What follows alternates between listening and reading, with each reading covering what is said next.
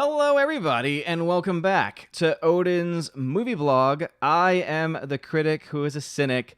Welcome back to a very special edition of the Welcome to Asgard podcast, where today is our chosen of Valhalla stream for the month of July. These are my $25 and up backers, both on Patreon and Subscribestar. They are also all amazing and beautiful people. And as you all know, if you've been here before, we like to introduce everyone that is here. Normally, I start off with the brand new person because we do have someone brand new to this one. But because of illness, I wanted to make sure that Rosetta was able to obviously be introduced and to talk about the projects that she has been working on, because she's only going to be on for really a few minutes because of illness. So, Rosetta Allen, what's going on? Obviously, sickness is not good, but other perfect timing for that. But other than that, how are you feeling, or how is everything going? Other than the stupid cough, because basically it's been aggravated by my allergies too long and getting sick. But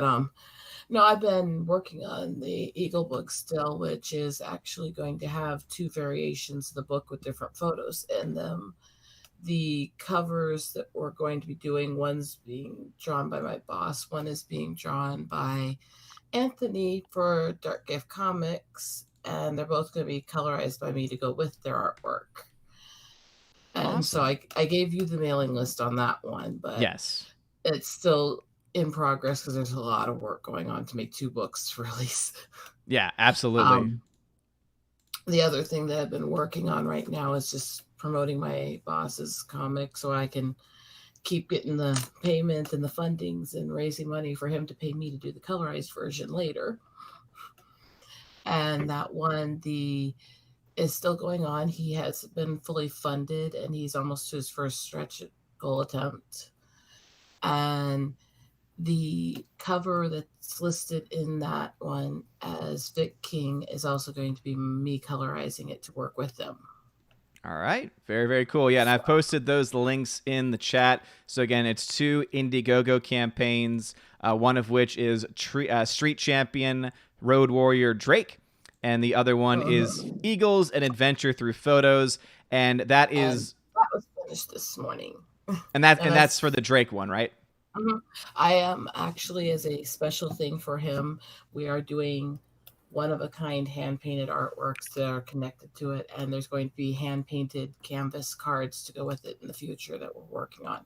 Okay, very, very cool. And let me just specify the links there. So Drake is on that link right there. So that is the one that she just showed a bit of the artwork for. So if you want to go and support that campaign, again, on Indiegogo at the link I just posted. And then the other project is actually one that is pretty much all you, right? I mean, I think you mentioned that you're working with... Other than the cover work that we're trying to combine some of my CG connections and do kind of a comic styled cover for it. Other than that, it's my photography, my work, my sorting it, my designing the pages, my writing up the information on the animals. Everything is me. Awesome. Yeah, and just for anyone wondering, so you'll see there's a little bit difference because the Drake project, that one is one that's currently live, getting funding, so you can already back that one, get the various perks, and again, that's the one that Rosetta has been doing some of the coloring on, and again, showed you all the sample of. And the Eagle book is one where it's featuring her photographs, and right now it's mostly just a mailing list. So it's you getting on a mailing list when you sign up, so that way when the project does go live, you can get notified. Yeah, and everybody who signs on the mailing list when I do the books will be getting a custom print of Spirit the Eagle signed. Very cool. Awesome, awesome, awesome. Obviously, I know that you want to go and rest and be able to chill. Is there anything else that you wanted to talk about today, or share or shout out? That way we can let you go and get the rest that you need. Just to keep, as a community, my advice to everyone, keep paying attention to all these little creators, whether you're fandom, CG, or you're just somebody who likes people in these communities. Pay attention to these small creators, back them and support them when you can, because we don't have the system in the world helping us do everything. We're doing this all on our own, and it's a lot of work and a lot of love. Yeah. Yeah, absolutely. And it's a good message. And I know that that's something that obviously has been made famous by the likes of Ethan Van Sciver, who has been very, very successful in his campaigns. But what he even says and shares is that, you would think, oh, look at all this money. And you think, oh, it all goes to him. And it's like, well, no, it goes so that he can create the things that were promised, right? It's so that he can actually get all of that stuff paid for and going through. And so that's something that maybe some of us don't often realize is that, yeah, you're raising the money, you're offering these things, but the money being raised is to try and not only pay for the things that are being provided, but obviously, of course, to make some compensation on the side, because if you're not making something on it, then you can't invest in future projects either. Yeah, and that's where most of them go, is the base amount they shoot for is basically the minimum cost to pay the artist, print the books, and get everything going. And then anything they can raise over that is the profits they get to start working on the next project. So just because they've hit funded doesn't mean they don't need more. Which is why they usually offer the stretch goals and they offer things like that, because they want to try and be able to not just create what they've already promised to, but also that they can create more as well. And you guys do have a great day. I'm going to rest, and then I'm going to do more painting. Anyone who's interested in these, just look me up and message me on Twitter, and I'll work with you on getting you them. I'm doing it basically through private sales right now for my boss. And the one I just showed you, every single one of them has numbered on the back and licensing and stuff in the signature. So there you go. And I'm going to post a link to Rosetta's Twitter account if you do want to contact her. Did you want to talk about what maybe happened that led to the new Twitter account, or is that maybe for another day? They've never told me. They never said anything. Told me once what I supposedly did. They won't let me appeal. They say they never banned it, but I have the photos showing that they did. Yeah. And this was before the hackers. But because they said they didn't do it, they also are ignoring people trying to report me for block bot dodging, because it's not, because they won't say they blocked it. So basically, it's just Twitter being Twitter is what I'm hearing from that. It's a crazy, silly mess that makes no sense, but I'll get there. I'll get it fixed. I've already got over 400 people back on the new one. So, well, there you go. So yeah, if you want to follow her projects there and contact her for more information, again, Rosetta's Twitter has been posted. Check out the Indiegogo links to support the projects that she is working on as well. And Rosetta, thank you very much for stopping by for a short while. I know that you are, again, on the brink of sleep, as I like to say. Yeah, I'll definitely talk to you guys later. I know this isn't so not like me. Even when I'm sick, I usually stay the whole thing, but I need to rest. I got so much work to do. Absolutely. Please do rest and get better. You guys have a good day. All right. You as well. Good day, everybody. Be blessed. All right. See ya. God bless you. Take care. Take care. All right. So again, please, if you can, support Rosetta's projects. Links in the chat. And again, shout out to Rosetta for stopping by after feeling really bad and still being able to come on for just a little bit. So with that being said, though, as I mentioned, I like to kind of pick on the newbies. So we've got someone that's a new chosen to Valhalla this month.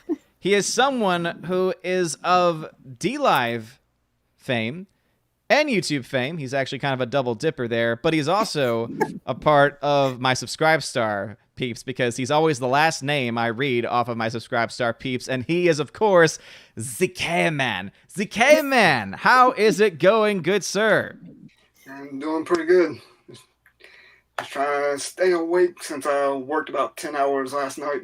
Oh my goodness gracious. So working night shifts, and you're in that Cali, not Cali, but that West Coast time zone. And Lord knows it's what time is it over there right now for you? It's about 10:40 now. Ooh, so still got some morning left over there for you. Yeah. We're getting close to mid-afternoon here, but K-Man, thank you so much for being here this month again, and thank you so much for your support. And again, you've been very supportive on a variety of different platforms. So, really, if you had to say anything to the people watching, what would you want to say? Just keep supporting this man here, Odin. He gives us a lot of entertainment. That's the reason why I do what I can. That's the reason why I've actually bumped up with the subscribe store is just because of the fact that now that I'm in a position that I can afford to do more, I want to try to help out so we can continue to keep having these streams and stuff like that. Well, thank you, man. I appreciate that. And gentlemen over there with the guns pointing to him to make sure that he said that, y'all can go ahead and lower your weapons. So,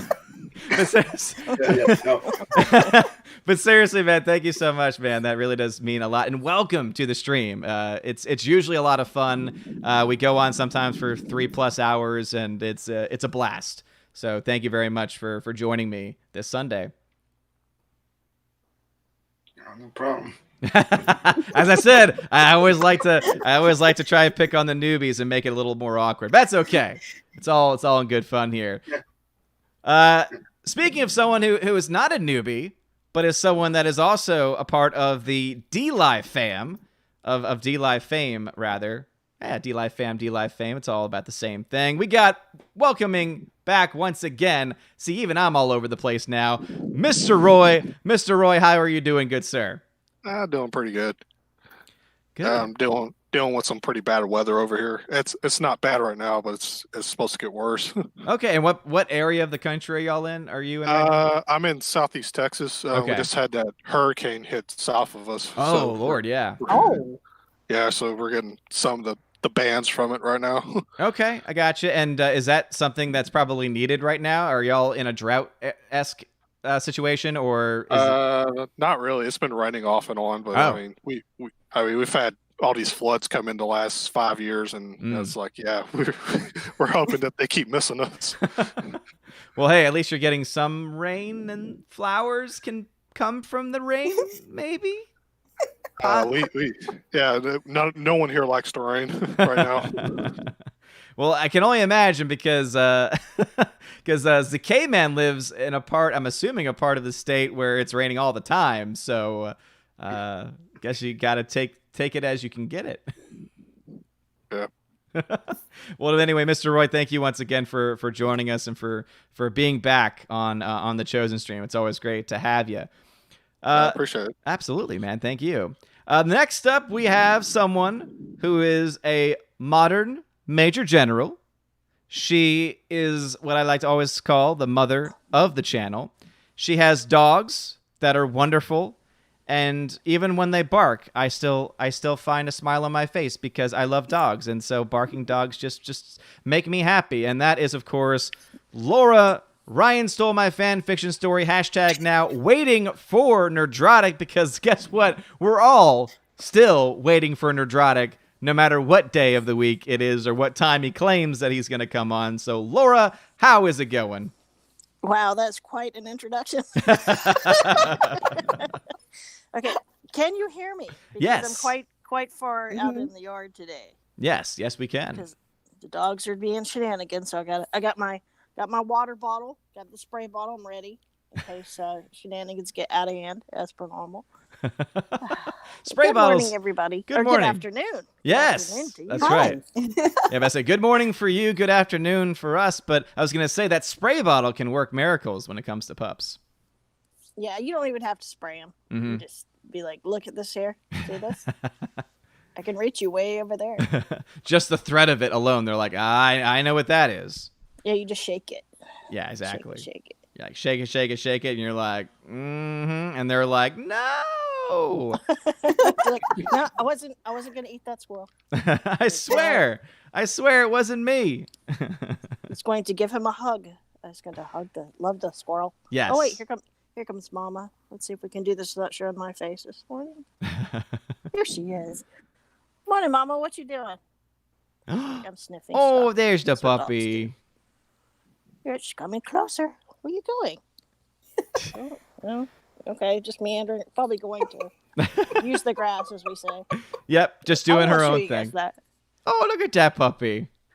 That's Sadie. She's the queen. Oh, it's the queen. The queen of the house. Yas, queen. Yas. Yeah. Well, thank you once. She was sitting on my shoes this morning, so that's why I couldn't go anywhere else. That's the cutest thing, is when they lay on your shoes and they are in the way, but you're like, I can't quite move you because you're just too damn cute. She was out. She was sleeping. Well, that's awesome. And thank you again, Laura, for joining us on another wonderful Sunday. Glad to have you here again. Good to be here. Awesome. And also, someone that has just jumped in, I think, it's hard to tell, I see a black screen, is that Darkstar 57 coming out of nowhere? As usual, late to the party. Come on, creepers. I'm going to tattoo my passwords onto my arm. That's all I'm going to have. Too many creepers. Well, hey, at the very least, if you did that, you never lose it. It's amazing how you I can't remember silly things like that. Yeah. But I can remember complete nonsense trivia, but I can't remember things like that. Yeah, that's like for me. I can remember things from years and years ago, but when it comes to modern stuff or short-term stuff, nope. It goes away very quickly. When my wife says, "We talked about this," I say, "Are you sure? Because I sure don't remember." Oh, you're getting that one. Yeah, I about to say, all of us with wives in the chat will know and understand that one. That's for sure. Amen. Yeah. But anyway, Randy, thank you very much for joining us once again. And obviously, I've been trying to get you on, but the last couple of times there's been some issues at home and some health stuff going on. So how is that? Is everything going better? Well, let's see. They did so well on my thyroid medication that they actually turned it off. Now they are working the other way now, so eventually they're probably going to end up having to just take my thyroid out and stop playing around with the meds. Wow. And what's the impact of that been? Like, what have been the side effects of that? Well, I've become a humid potato. Oh, again. no. Oh no. So it's basically like gaining weight very quickly, losing weight very quickly situation? I'm kind of like on a roller coaster, yeah, and it's a little frustrating. But other than that, I mean, I'm physically okay. Okay. I don't know how I feel from one day to another, so. Yeah. Well, I'm glad that you're here today because obviously there's been a project that people have been very, very excited about for a long time. And so we'll talk about it in a little bit, but I think you might have an announcement to make today as far as access to that project. But if yes, then let me know, and I'll try and you can send the link to it in the Twitter DMs. And if not, then we can just talk it up when we get around to talking about what everyone's been up to recently. I think we're ready. I think I've gone through it enough that if somebody could find something, they could email it to me, and then I'll fix it from there. But I'm getting tired of working on this thing. It's amazing on how many little things that go into this. But cool. There's something else I was going to announce, that an offer to people who are maybe in the same situation. They got something they want to sell, but they don't want to go through all the hassle I did. But I'm going to make an offer to everybody too. Okay. Awesome. Well, I can't wait to get to that, man. And thank you for being here. And also, if you want to post a link to that site that we're going to promote a little bit later, please do that in the Twitter DMs, and we'll take care of that. Sounds good to me, sir. Awesome. And last, but certainly not least, we have one of my Valkyrie. She is someone that eventually will create a YouTube channel at some point, because at some point I'm just going to annoy her so much with it that she's going to say, fine, it's created, and make one video and then just leave it at that. And then she'll say, well, I did it. I made it. Nothing you can do about it now. But she is, of course, also an empress, or rather the empress of the universe. And that is, of course, the wonderful, the beautiful Tina. Tina, how is it going? Well, yeah, I could drop one video and say, drop your taco and get in this car with me. I'm insane. And yeah, and then be done, but of course I won't be automatically monetized or anything because I don't have an Oscar or whatever. But, well, hey, yeah. You know what? If Brie Larson can do it, you can do it too, Tina. That's what I say. Well, hate blowing my own horn, but I think I have a better personality than Brie Larson. Oh, I think all of us can attest to that. And a range, my face can change. If you all can see my face, it changes, and unlike Plank, but anyway. Conveys emotion? You saying that you convey emotion? Wow. Wow. But I hope everybody's doing well today. Yes. And I think we were already talking about it, Odin, and I had already seen it on Turner Classic Movies tweet that the legendary Olivia de Havilland has passed away at the age of 104. So we all should be that lucky. Yeah, absolutely. And for those that are not aware, she was in a film that actually, in fact, it was interesting when I got that announcement because I got the notification on my phone. I was like, oh my goodness, we were just talking about her, I think, last stream, because that's when the Gone with the Wind controversy was going on. And she is one of the actresses from Gone with the Wind. So again, 104 years old. That's an amazing life to live. That's a very full life to live. And so, as I always like to say, may perpetual light shine upon her. And, obviously for us, and I know for Tina especially, as being the huge movie buff that she is, movie historian, I'm sure that she, has so much knowledge of all the different films and roles that she's done throughout her entire career. So, yeah. Yeah. And we just watched one of her movies on the morning stream. That was her with Errol Flynn in Adventures of Robin Hood. That's correct. Oh, my goodness. I totally forgot about that. Yeah, that's right. Yeah. Wow. Yeah. So, and her sister was Joan Fontaine, and I don't know why the two of them hated each other so much. And, but anyway, I think most people know her as Melanie Hamilton Wilkes in Gone with the Wind. Yeah. So. Wow. Yeah, and it's just crazy when you think about how, someone can live to be that old, but then also how you look back to a film like Gone with the Wind and you think, oh my gosh, this is the same person and we're still talking about this person, right? And it's just, it's amazing. And it's not, it was a supporting role. And again, just goes and shows you good actors can do great supporting work and can be remembered forever because of the supporting work.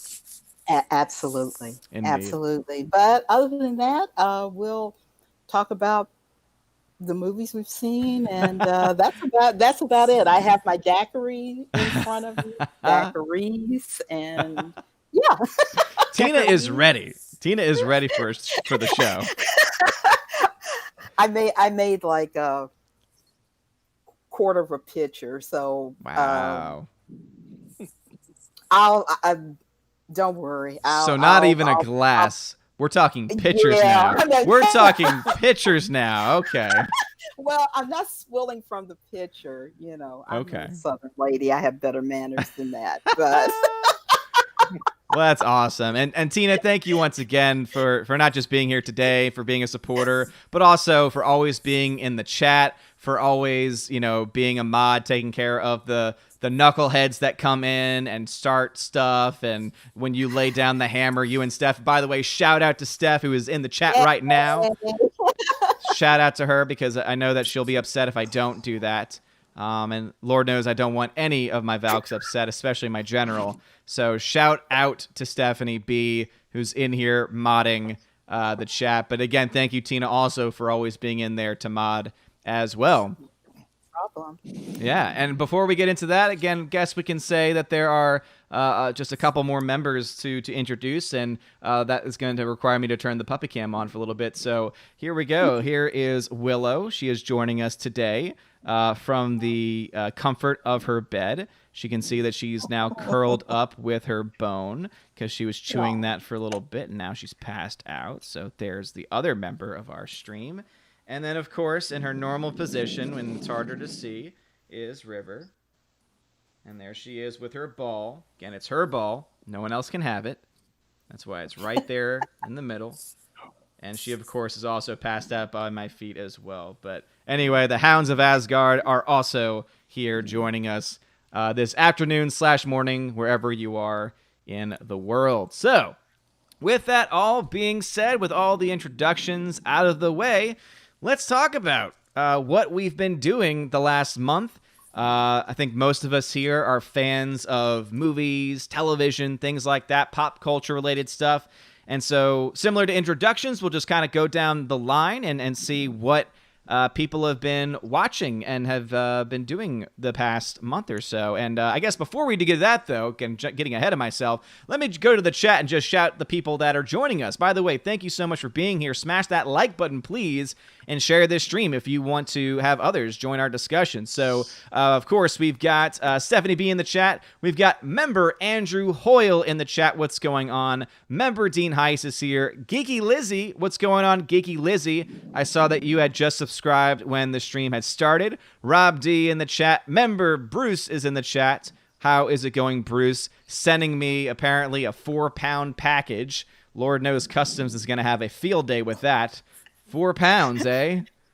What kind of stuff you're sending to this person called Odin's Movie Blog? Yeah, I'm sure it's a movie blog and not a cover for Bruce's drug operation. But anyways, G-Monkey76, welcome to the chat. Nathan Slay is here. HyperNX13 is here as well. Let us see. Want to make sure I don't miss anyone. CI Productions with a dramatic landing says, hello there indeed. Everyone, of course, was sending their well wishes to Rosetta. And again, Rosetta, if you're still listening, again, please get well very soon. Our thoughts and prayers are with you to recover quickly. We also got the Hunky Chunky Funky Monkey in the chat. Always glad to see you in here. I know that it's usually very late when I do my normal streams, and so I'm always glad to see you here on the Sunday streams because it's a good time for you over in the UK. Nathan Slay says, hello again, happy Sunday. I apologize if I wasn't being objective when comparing Rocky and Karate Kid. It's just that I prefer one over the other. Nathan Slay, dude, it's okay, man. It's okay, man. There's no reason to be held up on that. All right? It's all good. It's all good. Mike Jackson's in the chat. What's going on, good sir? Blake St. Clair, who's normally joining me in the mornings for the movie mornings that we have. Let's see. It's 2 a.m. where he is. Lord, go to bed. He's one of my Aussies. Go to bed. Get out of here, man. Go to bed. Rosetta said, blessing, love everyone. Blessing to you as well, Rosetta, who's also a member on the YouTube channel. Keck44 in the chat. Lord Toth as a member is here as well. And let me just see if there's anyone else I forgot. Ooh, it's the K-Man. The K-Man is doing a little Inception. He's also talking with peeps in the chat as well. And let's see, Venom Broly 93 is here. I see my best friend isn't here yet, though, Tina. So that's an interesting thing. Forest Ghost Jeremy, what's going on? What's going on, Forest Ghost Jeremy? Bashy Washy. What's going on, Bashy Washy? Yeah. Bashy Washy? Is it Bashi Washi? Is that how it's supposed to be pronounced? I don't know. I assume Bashy Washy, but hello. He's been the last few streams. I've noticed him in here. So Bashy Washy Bashi Washi. Sia Productions says Willow and River must be exhausted from chewing up your Captain Marvel Blu-ray. I wouldn't let them anywhere near that because any risk to my pup is not worth it, let alone for a silly Captain Marvel / Brie Larson film. Forest Ghost Jeremy, I see your name in the chat. Twirly Wolf, who's a member, is here. Latino Slant, who's a member, is here. Hungry Ewok. Yeah, you're going to be hungry for a while, I imagine. No food in here today. Speaking of which, Eric M is here. What's going on, Eric M? Hopefully you are doing well. And Bashy Washy says, it is as you said it the first time, Bashy Washy like wishy washy. That is what I thought. Boom. All right, so finally caught up. Bashy Washy. I don't know why that's funny. It's fantastic is what it is. I thoroughly enjoy names like that. Whenever there's a name, a good name especially, it makes me smile. It really does make me smile. As Twirly Wolf says that they've been watching Orville, Z-brushing, and reading Trent Horn. Ooh, that's a Catholic reference right there. I know Trent Horn. And the Orville also. Great show.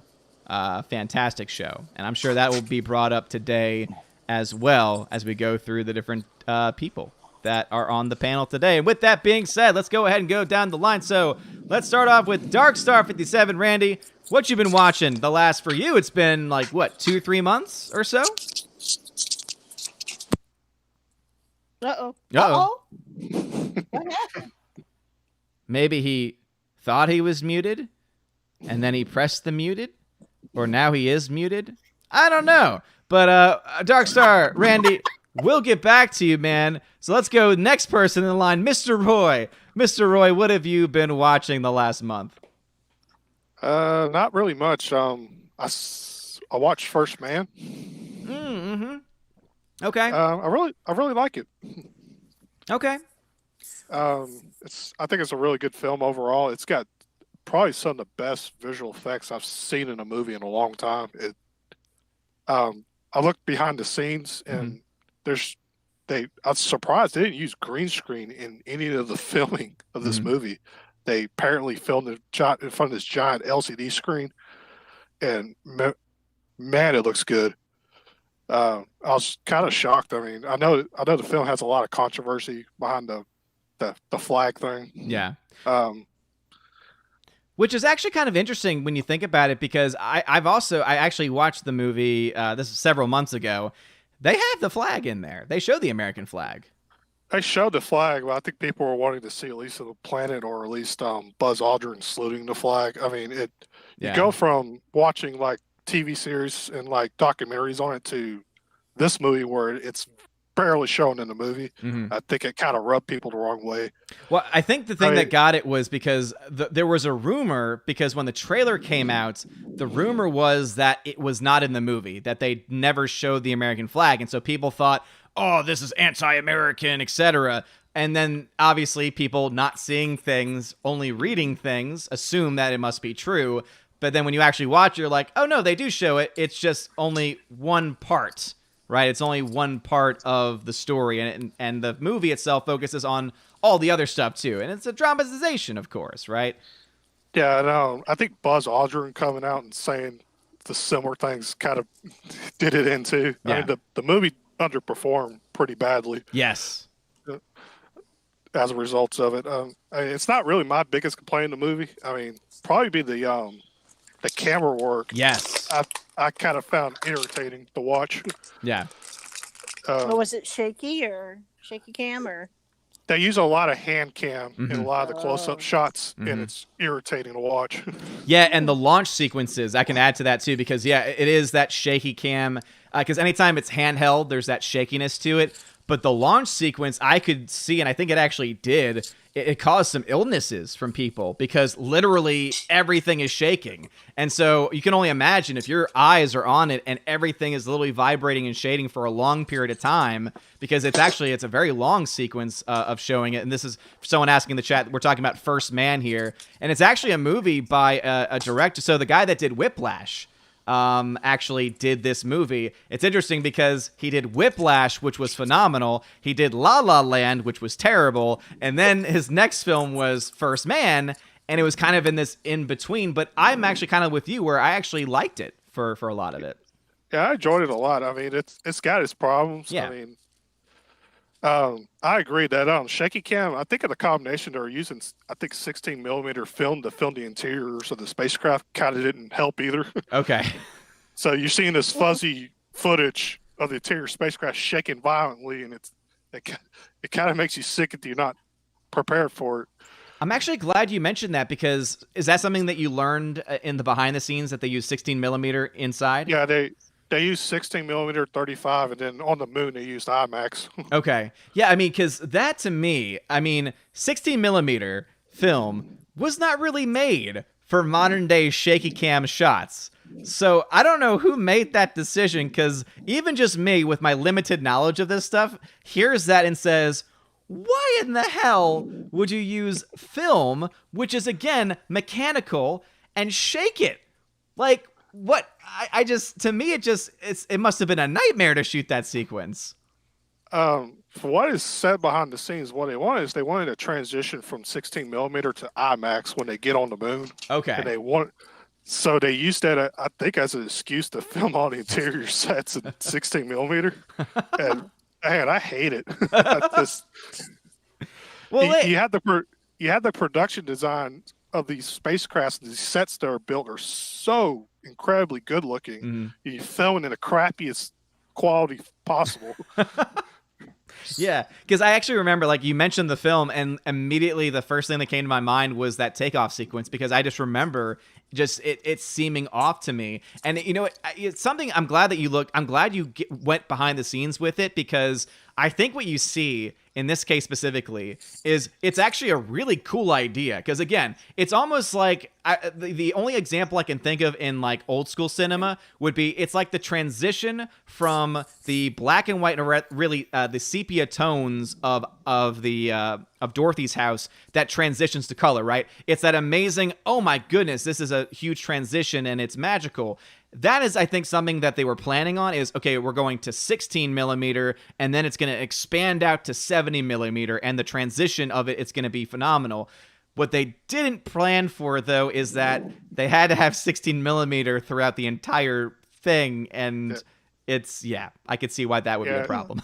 Yeah, when you combine it with the hand cam and stuff, I mean, you can read the reviews on Amazon. That's what half the people complain about. It's just, this makes me sick watching it. Yeah.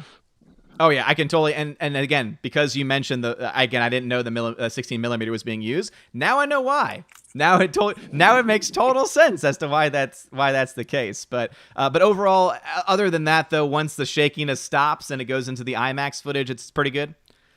Yeah, it's real. I really loved it. I think the only other criticisms I get to the film is it has a really, really good deleted scene where the Armstrongs actually had a house fire that nearly killed their 5-year-old son, Rick.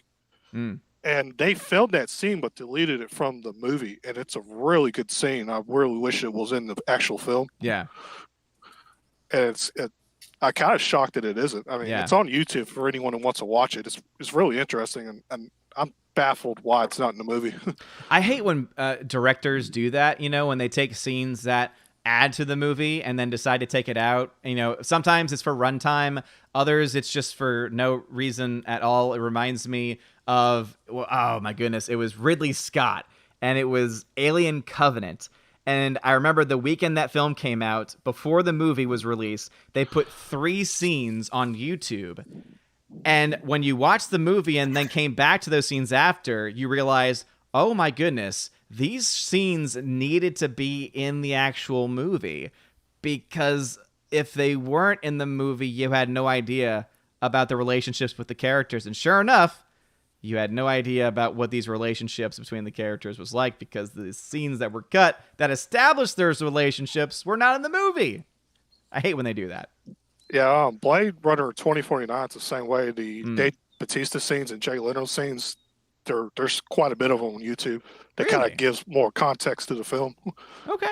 That's actually one I didn't know. And actually, I do have the 4K of that, so I'm sure I have those extra scenes in there. But again, that's why there should always just be, we talked last couple of months, of course, about director's cuts, because the big news, of course, when HBO Max was launching was the Snyder Cut. I think every single edition of any movie should always be the director's cut. Just always. Why not? Like, just let it happen, right? Let the directors have control.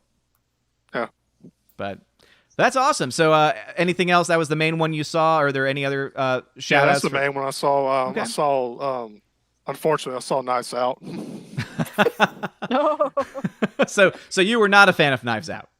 No. Okay. Some people are, and I can understand, because it's one of those movies for me, I didn't like it. However, if someone did, I understand why. Because, I can be critical of Rian Johnson all day, but he can do some things well. He can do some things, right? It's like one of those things where it's like, well, there's someone that is an all-around athlete, right? Where it's, they can do baseball, but they're below average. They can do hockey. They know how to play the game, but they're below. To me, it's like he's okay at a lot of different things, weaker in other areas than others, but there's some things he can kind of do okay. Yeah, I mean, the movie has got good acting and cinematography, and then the sets are really nice, but man, the story I didn't like it at all. Yeah. The idea that a registered nurse would just give medication based upon what it looks like. I want And then to let her own patient commit suicide. I want to say, didn't Mahler do a breakdown of Knives Out? Critical Drinker did Critical Drinker, okay. Did a podcast with Muller and Rags and Metal Commander. It was kind of hilarious for them to go through that whole entire film. But man, yeah, there was stuff in that film that just didn't make too much sense. Yeah. The main character not being able to lie without vomiting. I mean, there was way too many characters that I felt like were kind of pointless. Yeah. And then that Ryan Johnson thing where he has his tone of the film is just all over the place. You don't know whether to take it seriously or laugh at it or. Yeah. I just don't like that in films, to be honest with you. Yeah. I mean, sometimes when you mix tones, you mix genres. It's like sometimes that can work. Sometimes you can have a horror comedy, like for example, Evil Dead 2. I think works very well as that kind of horror. There's a lot of really creepy moments, but then it's also got that funny element to it as well. That's why it's like this cult classic, and then it of course led to Army of Darkness. But there's other times when it just you try it, and hey, good for you for trying it out, but just because you tried something different doesn't mean that it's gonna work. Yeah, it also has couple of like political themes of like immigration and stuff that I don't think people really should put in movies because I don't think they're going to age particularly well. Yeah, there was also I've only seen it one time. Isn't there a scene where there's a whole dialogue literally about Trump?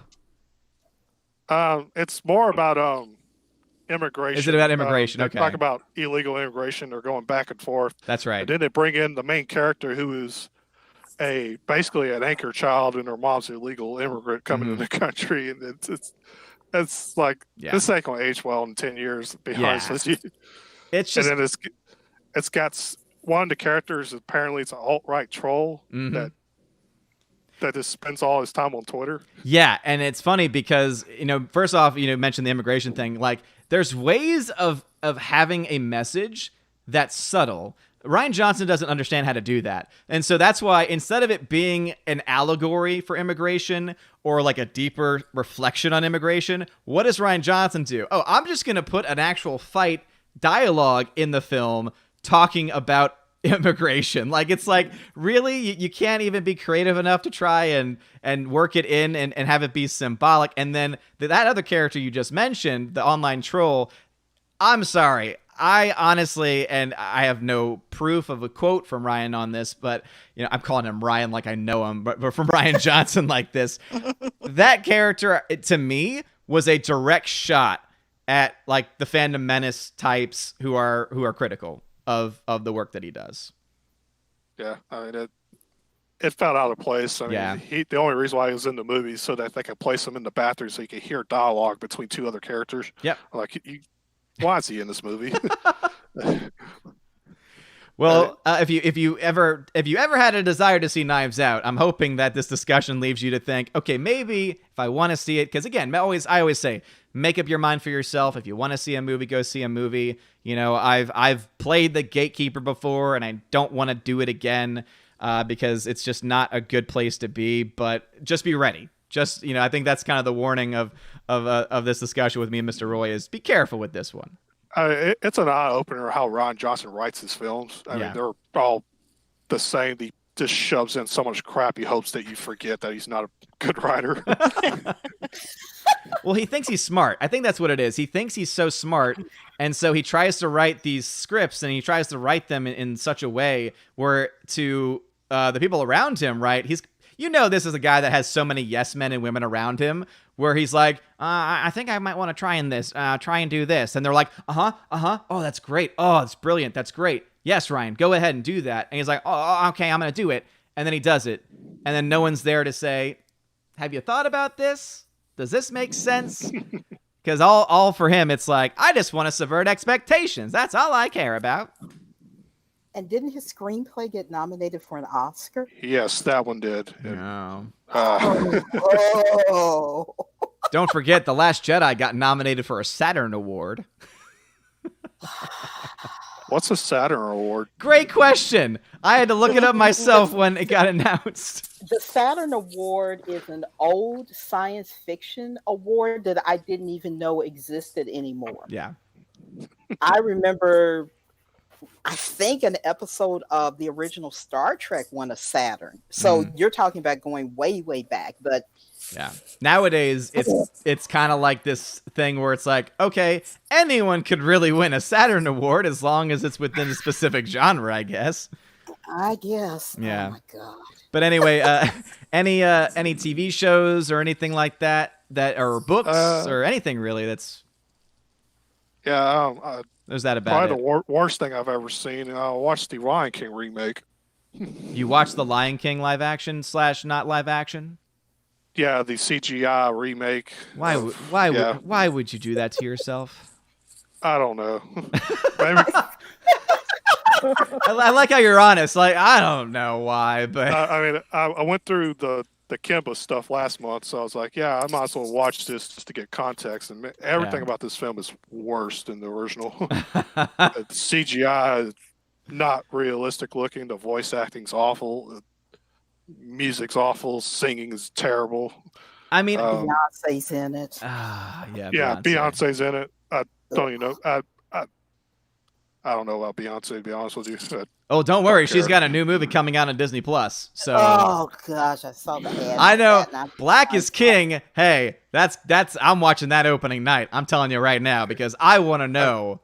I want to know what the movie's about. That's what I want to know. I mean, even the film does this thing where it adds lines in the movie to try to make it so different, and they feel really tacked on. Yeah. I mean, I did not like anything about this film. Yeah, it just doesn't add, like I think you were saying, like, it just doesn't add anything. Like, if you're going to remake something, at least add something to it, right? Whether it's new technology that's done for, like, an actual impact, because you were talking about with the CGI, and I'll fight you on that one point, because I do think the CG is actually really impressive. Here's the problem, though. They went so far for that for that realistic approach that you forget that these are still talking lions. You can if you're going for realistic, Talking Lions is not the movie that you want to be realistic with, because then, as you said, the voice acting wasn't good because you're hearing something said in a certain way with emotion, but real lions don't show that kind of emotion. And so it's left with this disconnect where you're seeing, again, a very real-looking lion that's also somehow talking, and you're like, what the hell is going on? Yeah, I mean, my criticism of it is that it's advertised as photorealistic. Yeah. And personally, I don't think any of it looks photorealistic. Well, yeah, because there's always that, what's that, uncanny valley, right, where, it gets so close, you can get as close as you can get, but there's always just going to be something missing. But, I mean, the amount of money they spent on that film to get that kind of CG, it's like, oh, that's such a waste of money. I mean, this movie literally won the best Oscar for visual effects, which is normally reserved for live action films. Yep. And I find it insulting considering that First Man won that award the year before. Yep. You go from this movie that looks fantastic to the CGI animated pile of crap. Yep. What's also go ahead. You go. Okay. I gotta. Okay, sorry. So anyway, what I was going to say is what I think ticks me off the most about that movie specifically is that it even got nominated for visual effects. Because, I'm sorry, no matter what way you twist it, that is an animated movie. That is all CG. I don't think there were any real sets or real items used in the film at all. Therefore, it is all CG, which means it's all animated, which means it should only be considered for animated categories. And last time I checked, have there ever been animated movies that have been nominated for visual effects? No, that's what I was bringing up. It won that award. Yeah. It won the actual Oscar for visual effects. Yep. That's so ridiculous. And I want to, let's see, I'm looking at Lion King. Yeah. Well, Disney won't have that kind of money to pay off the Academy anymore. Well, the Academy might not even have the Oscars this year because, I mean, seriously, they already extended the deadline till February or March. Now they're going to have to delay it even more so. And at this point, it's almost like, Okay, if any major releases aren't coming out really until January 1st or until 2021, I think that they might just say, all right, we're skipping it this year, and next year's will consist of films from both 2020 for the few that did get released, and then all the ones that came out in 2021 as well. I just can't see them doing anything else. Yeah. Lion King 2019, according to Wikipedia, is a photorealistic computer anime remake. Yeah, which means it's an animated remake of an animated movie that was so much better because it's lions that talk, it's animals that talk, and that works well in animation, traditional animation. But it is what it is. But Mr. Roy, thank you for sharing your thoughts on it. Anything else before I move on to the next person? Probably just real quick. I managed to watch the Jaws and E.T. 4Ks. They're really good. They're really good transfers. Mm-hmm. I also caught the Apollo 11 4K transfer, and it's it's really awful. Don't ever watch it. Oh, really? The HDR one's so bad that it makes the old footage blend in so bad. It's terrible to watch. Really? Okay, because did you get to see it when it was in IMAX? Yes. So it doesn't look Twice. the same. Yeah, I saw it twice. Yeah, it looks fantastic in IMAX. It looks really good on the Blu-ray. The HDR 4K. Oh, no. I'm wondering. Looks awful. That's sad to hear. Well, I'm glad at the very least one edition of it looks good. So I'm glad to hear that the Blu-ray version is. And that's for anyone. If you have not seen the Apollo, sorry, I was showing a little bit because Laura was showing her dog with the toy, and I wanted to see. Again, I have ADD. I get distracted, and I love dogs. But with the Apollo 11, if you have not seen any of the footage of it, I really recommend, if you have the ability, I'm sure the Blu-ray doesn't cost much because it's a documentary really, and those tend to, not cost enough already. And then I'm sure it's dropped in pricing, but it's amazing because, for those that are not aware, they shot almost everything covering that mission using film cameras, using actual film prints. And so what they were able to do were they were able to basically get those 4K scans of the original, I guess it was 35 millimeter or 16 millimeter, whatever it is. It was a mixture of like several things. It was 65 millimeter, 70 millimeter military footage. Is insane. Yeah. And just if you've ever seen a movie in IMAX, IMAX image is just so crisp, so clean.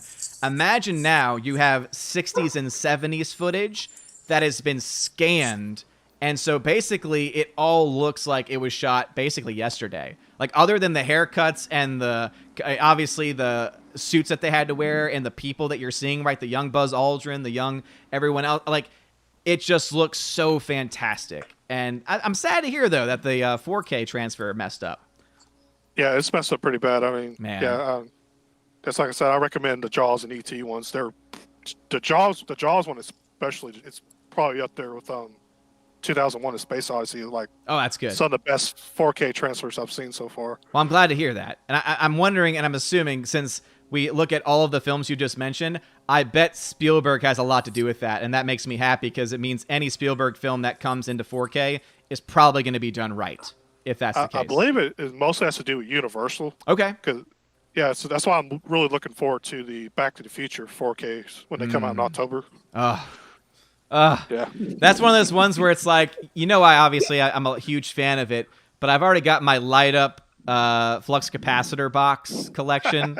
And it's like, well, I need more shelves. That's what I really need. I need more shelves because I'm already like, especially because of the preservation project, I've got like just tons of stuff that I can't even put into my collection because I'm out of space. But anyway, 4K stuff. So many good 4Ks coming out. But Mr. Roy, thank you very much for sharing all of that. And yeah, again, a lot of really good recommendations and also warnings as well. So, watch First Man. If you have any eye issues or possible, issues with seizures, things like that, you might want to avoid it because there are, again, the launch sequence. It's very, very shaky. So I think that might be able to cause some potential issues with that. But the rest of it does look beautiful, as it was being mentioned. It's shot a lot of it with film, and so that just makes it look better, more realistic. And it might not be the most interesting story in the world, but I think it's enough, right? It's enough to keep you interested. It's a very dreadful. A lot of people don't know that Neil Armstrong kind of lived a kind of dreadful life. Yeah. And he's a very private guy, so not a lot of people know about his actual background or story. Yeah, and I can't remember, but doesn't First Man also deal with the first crew that died in that accident? Yeah, a lot of people don't know is Neil Armstrong was really good friends with Ed White. Yeah. He was one of the astronauts that died in the capsule fire. Mm-hmm. Yeah.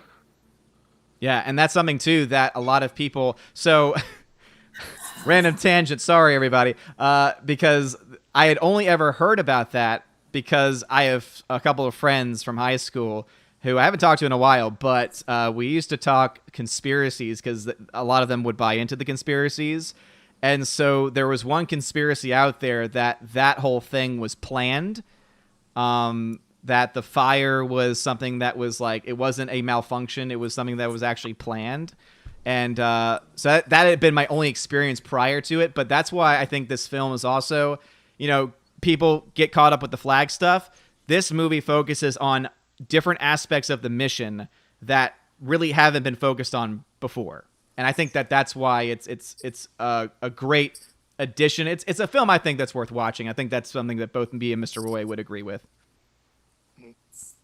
Cool. Well, thank you very much, Mr. Roy, for sharing that. And I think he's back, though I'm never quite sure of anything these days. So, Captain Darkstar 57, we're talking about films, television, books, media, anything really that we've been consuming since a lot of us are still in somewhat lockdown mode, quarantine mode. And it's been a while for you. It's been a few months. So what you been watching? What you been keeping up with? Oh, he's muted again. Uh-oh. Stage fright. Oh, no. You're unmuted now. Now you're muted again. Hear me okay? Now I can hear you. Yes. Am I now here? Yes, you are. Yes. Oh, my Lord. Don't you would love never know that technology? I have an IQ of 160, would you? Hey, all we know, when technology is involved, IQ means very little. Let's be honest. Oh, my goodness. Well, let's try this again. Yes. I haven't been watching a whole lot of movies. I think I've pretty much movied out over the last few months. I've got several new books. Let's see. I got a signed autographed copy from Dan Crenshaw, which is a pretty cool book. Okay. I don't know if you're interested in him or not. But Is he the representative? Dan Crenshaw. Yeah. He's the Texas representative. Yeah, that's what I thought. Yeah, he's pretty fascinating. I wanted to tell a really funny story. Yeah. That reminded me when we were all talking about the Apollo 11. Yeah. As you guys all know, I'm a little bit older than most there, but I was around during the Apollo missions. Oh, wow. In fact, not to brag or anything, but one of my mom's cousins is one of the original Gemini astronauts. Oh, wow. Oh my God. Yeah, Alan Cooper. I remember that name. He's a I guess he would be third cousin to me now. But wow. It's interesting. I got to meet several of the astronauts when we went down to NASA, to the Kennedy Center. That was so cool. So I always like to say it and word it in this way. So how young were you when all that happened? Well, let's see. I was, what was it? 9, 10 years old. Oh, so wow. That's not too bad. Yeah. No, but when the Apollo 11 mission happened, it was right when people were going out and buying color televisions, you know, for the young folks. So we actually had black and white TVs for most of the time. And I was so excited when all this thing was going on about the landing. I was going to be able to see this in color. And we were all sitting around, and all the film was in black and white. It was like, what the heck? I was so disappointed. It was so funny. Well, yeah, I mean, because even though with the, with color, it's kind of like how nowadays you have all of these, now the new fad is 8Ks, but nothing is set for 8K. So it's like Right. anyone that's going to go out and buy the 8K now, and they're like, oh, well, this isn't worth it because there's no 8K footage. Yeah, because you bought something that is really not necessary, because 4K and 8K, it's like you're probably not going to see any difference whatsoever. But anyway, sorry. And by the That's way, okay. as you know, as one of the youngins up here, I guess I'll consider myself one of the youngins up here. I actually do understand the old school tube technology television, black and white, because my mama and papa, my grandparents on my mom's side, they actually grew up very poor. And so I actually got to see a lot of the stuff that they had access to, including one thing we actually used for a long time after they had passed away, because they had actually a battery-powered portable black and white television, which was fascinating. Wow. Yeah. And so we were able to use it to watch the news with the bunny ears on it whenever there was an emergency. But anyway, sorry, continue. And the aluminum foil onto the bunny Yes. ears too. You know, the high-tech Exactly. aluminum foil. And then Yes. you have to stand in a certain position, Right. and you have to Hold move your hand up, right? Exactly. Exactly right. The Exactly. youngest person ended up being the augmentation for the antenna. Yeah. Yeah. See, I might be young, but I actually do understand a lot about this older tech, because I luckily grew up in a family that had kind of both sides of it, you know, who both had to experience life in poverty, but also got to experience life in more of a middle upper class. So I'm so thankful for that, though, because it means that I can connect with a lot of these things that maybe other people wouldn't be able to. My age, at least. Well, other than that, I've been getting back into buying vinyl albums, and I've got like 2 or 3. My wife is telling me no more stereos. I've got like 3 receivers now, 2 sets of speakers, 2 turntables. I'm looking to get a nice reel-to-reel. I think I've gotten a little out of control on that. I don't know. What have you been picking up actual vinyl records too? Yeah, I've got several of my old stuff. And the funny thing is, I just went out and bought Dark Side of the Moon, Pink Floyd. Okay. And I've got one of the original pressings from way back when. And the funny thing is, I paid like $36 for the album for the new one. And I can't really even tell a whole lot of difference. It's funny. Well, that's the amazing thing about that analog technology, you know, is that, you know, it's, even though the process might be a little bit different in creation and everything, it's essentially the same. I mean, because I you know, it's kind of like how I've been doing the, you know, the digital preservation, right? It's like I can make 1-to-1 copies. You know, we have the technology now where you could essentially make a 1-to-1 copy of an original vinyl.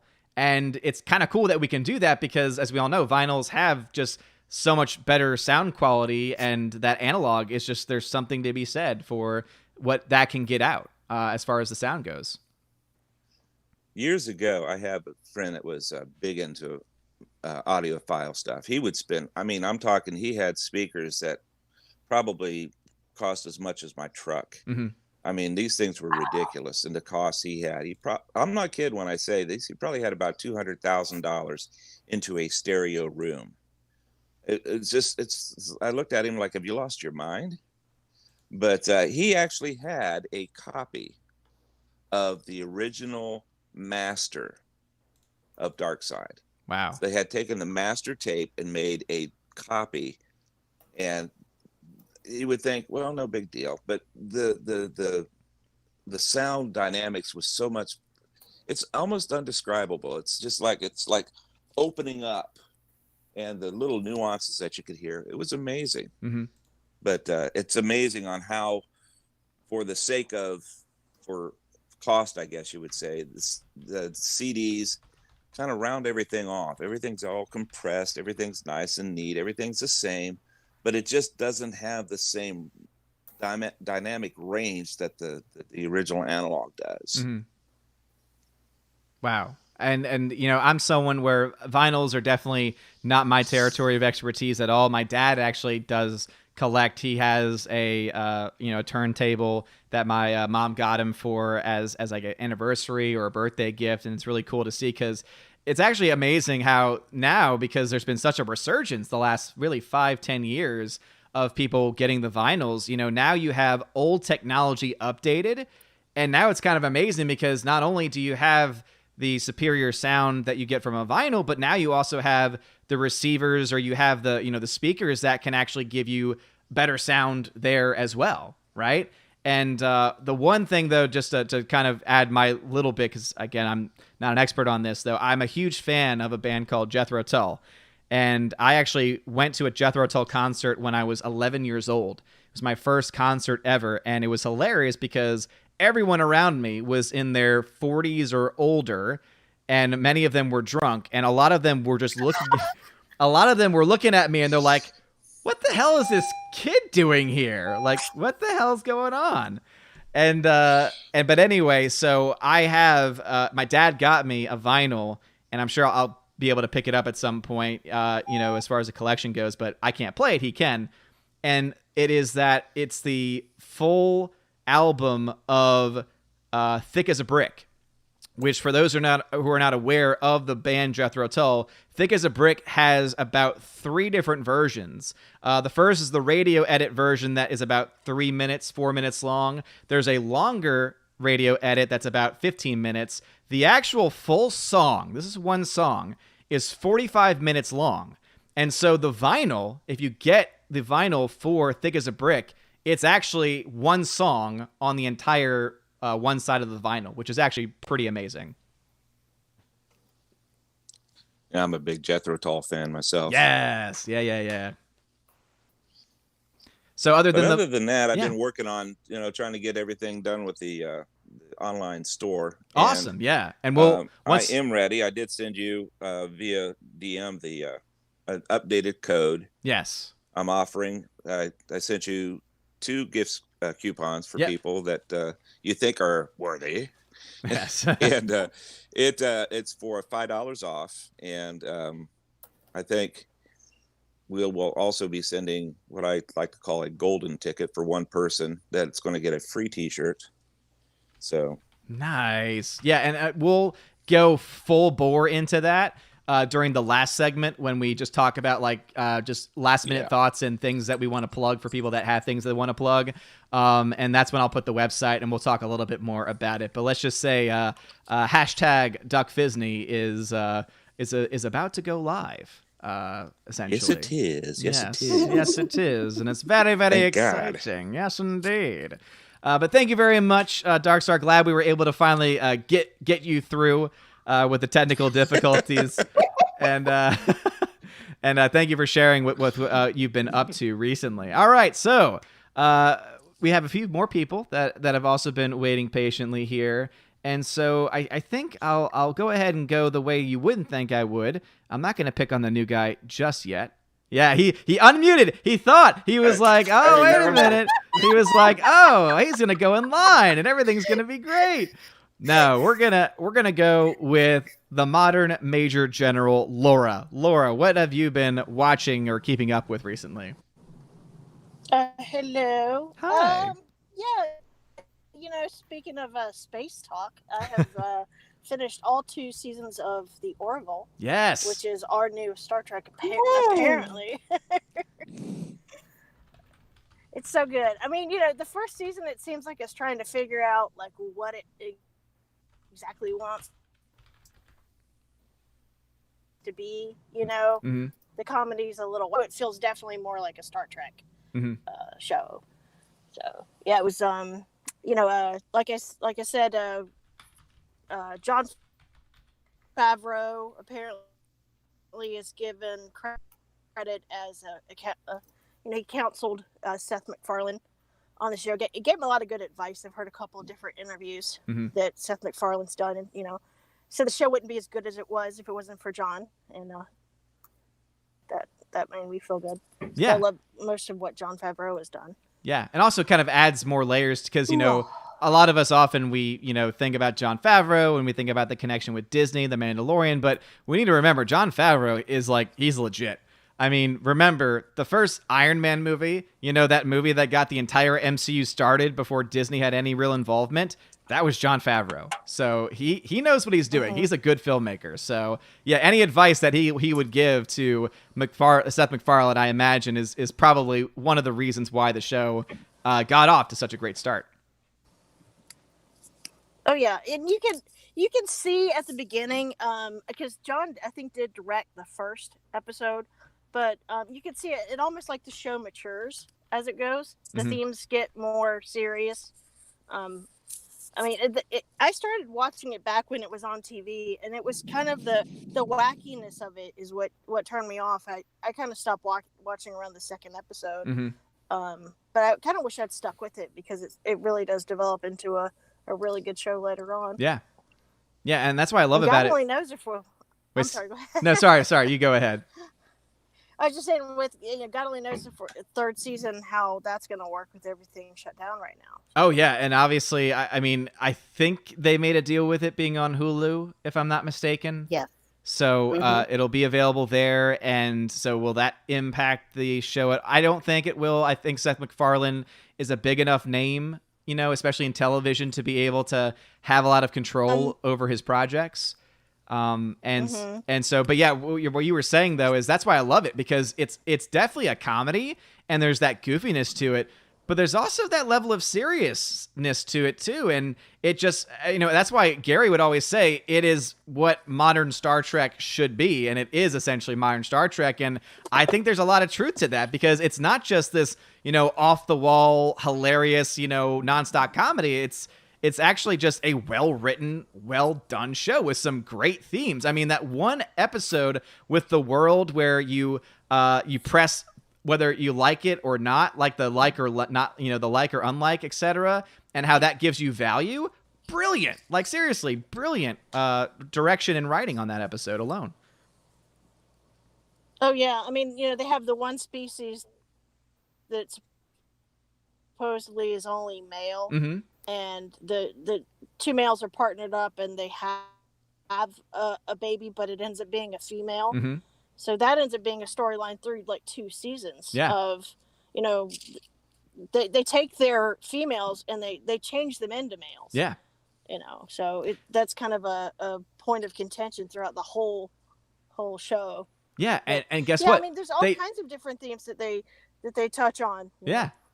No, what I was going to say with Sorry, that, I'm glad. No, I'm sorry. I'm glad you brought that one up, though, because what I love is that that's something that many people might hear and think, oh, that kind of sounds political, but they handle it in such a way where it's not. Like, it's one of those things where it's actually really interesting, because these are, again, it's an alien race, and this is how their culture has been, but then there's this pushback, right? It's the Star Trek of, do we meddle, do we not meddle? And then it's great tension building, and then, as you said, it really has one storyline when it's the child, and the child's a girl, and they're having the fight over whether they can raise it as a girl or whether they have to have the sex change operation, essentially. And then that gets resolved. And then all of a sudden, later on, another episode comes into play, and it actually deals very specifically with that issue. And I think it does it in such a clever way, because it makes you think, oh, I thought it was trying to say this before, but now it's obviously not. And that's what I love about it, though, because it's really not an agenda-driven show at all. Well, that's what I liked about it. It was so complex that it would set something up, and you would think, oh, they're going to go this direction with it, But they always take it it's always a more complex answer. It's not like a simplistic, oh, girls should be allowed to be girls. They're bigger issues. Yep. That they expound on, and a lot of it is about, like, when they first contact a species, a lot of it goes into more, I mean, some of it's like diplomatic stuff, like how does a society handle certain issues when they come up. So it's a little deeper than, I mean, the original Star Trek was that way. Yeah. But I actually think that the Orville is a little more complex than the original Star Trek. No, and this is obviously not my area of expertise, because I've actually never seen OG Star Trek, which I luckily own now, so I have no excuse. I can actually watch it all because of the project. People wanted me to back those things up. But yeah, it's something that my wife would probably have more knowledge of because she's the Trekkie of the family. But yeah, I from everything I've heard from the original and obviously what I've seen from the Orville, I mean, it's kind of hard for me not to think that the Orville is a lot more complex in how it deals with these things. Yeah, I mean, the one storyline that I really liked was they had the guy who was the co-pilot. Mm-hmm. You know, he was working on the deck, and they come to find out that he had an extraordinary talent for engineering. Mm-hmm. And you know, they're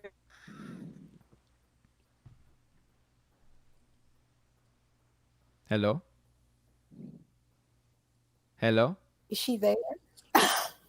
Hello? Are we waiting for Laura now instead of waiting for Nerdrotic? Uh-oh. Laura? Laura? Hello? Well, crap. She was in mid-sentence. Oh, and no. then Yeah. And I thought I was hearing still the sound in the background of her area, and that's why I thought she was still there. But I know that she's been dropping out every now and then, so maybe she's having some connection issues. It wasn't my fault, I promise. it's really it's like looked down on in their family. Oh. They're like, Oh, there she is. Why are you not a doctor? Why are you not, studying something that will make money? So, Laura, are you back? Can you hear us live? it was. Oh, I'm sorry. Yeah. No, yeah, sorry. I might have to mute. I'm having some. Okay, yeah, Oh. sorry. Yeah, we lost you for a bit, and then you came back in. I didn't know what you had heard and what you hadn't heard from us. Oh no! Just go on to Tina. I'm gonna try to get into a better spot. Okay, all right. We'll come back to part 2 of Laura will be in a second. But before we get to Tina, though, it's now time for the K-Man. All right, the K-Man, good sir. What you been watching? Again, movies, television, books, media, really of any sorts are all fair game for this part. Well, pretty much I haven't really had a chance to watch too much stuff just because of the fact I got my own projects going on right now. But Okay. Probably the newest stuff that I've seen is, like Mr. Roy had said earlier, I've seen Knives Out, which that one, that wasn't my choice of having to watch. Pretty much I like to go and like donate blood and plasma and stuff like that every now and then, and they just happened to be playing at the time that I was there. Oh. So that one was kind of against my will. I couldn't do nothing about that one. That is definitely a situation where it's like, I wish I could do something, but I'm kind of stuck. Can't really. Damn. And I agree. I didn't really care too much about it. I mean, especially like I said with the whole nurse thing at the beginning, because my grandmother, she was a nurse, and something like that would be unheard of. But as far as like any other movies, I mean, I've recently seen Force of Nature, a new Mel Gibson movie. I remember doing a trailer reaction to that. How was it? Was it any good? Let's put it this way: it was just it was a little bit above. If you ever seen Hurricane Heist, it was just right above that as far as. Wow. Oh, wow. I'm not going to lie. Like, I'm glad you actually brought Hurricane Heist up because I'm not going to lie. I didn't hate Hurricane Heist. Now, that's not me saying it's a good movie. It was a film, though, where I was like, this is so ridiculous that I'm actually entertained. So would you say that Force of Nature is kind of in that same vein? Yeah. Okay, well, that's good. At least it's entertaining, right? Even if it's bad, if at least I can be entertained by it, then there's something.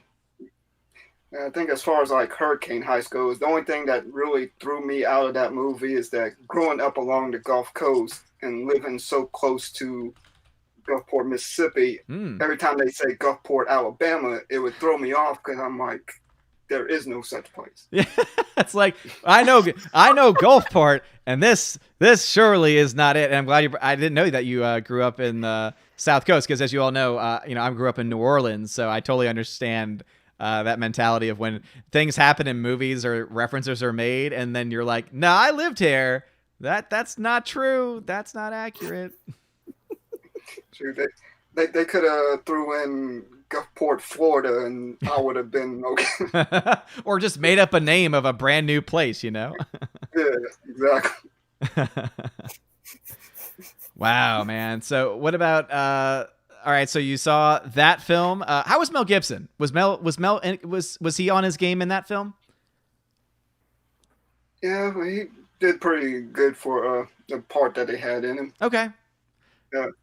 Didn't it come Yeah, Go ahead, please. no, I was just gonna say I pretty much I think that's what really draws you to the movie is his character over the other ones. Mm-hmm.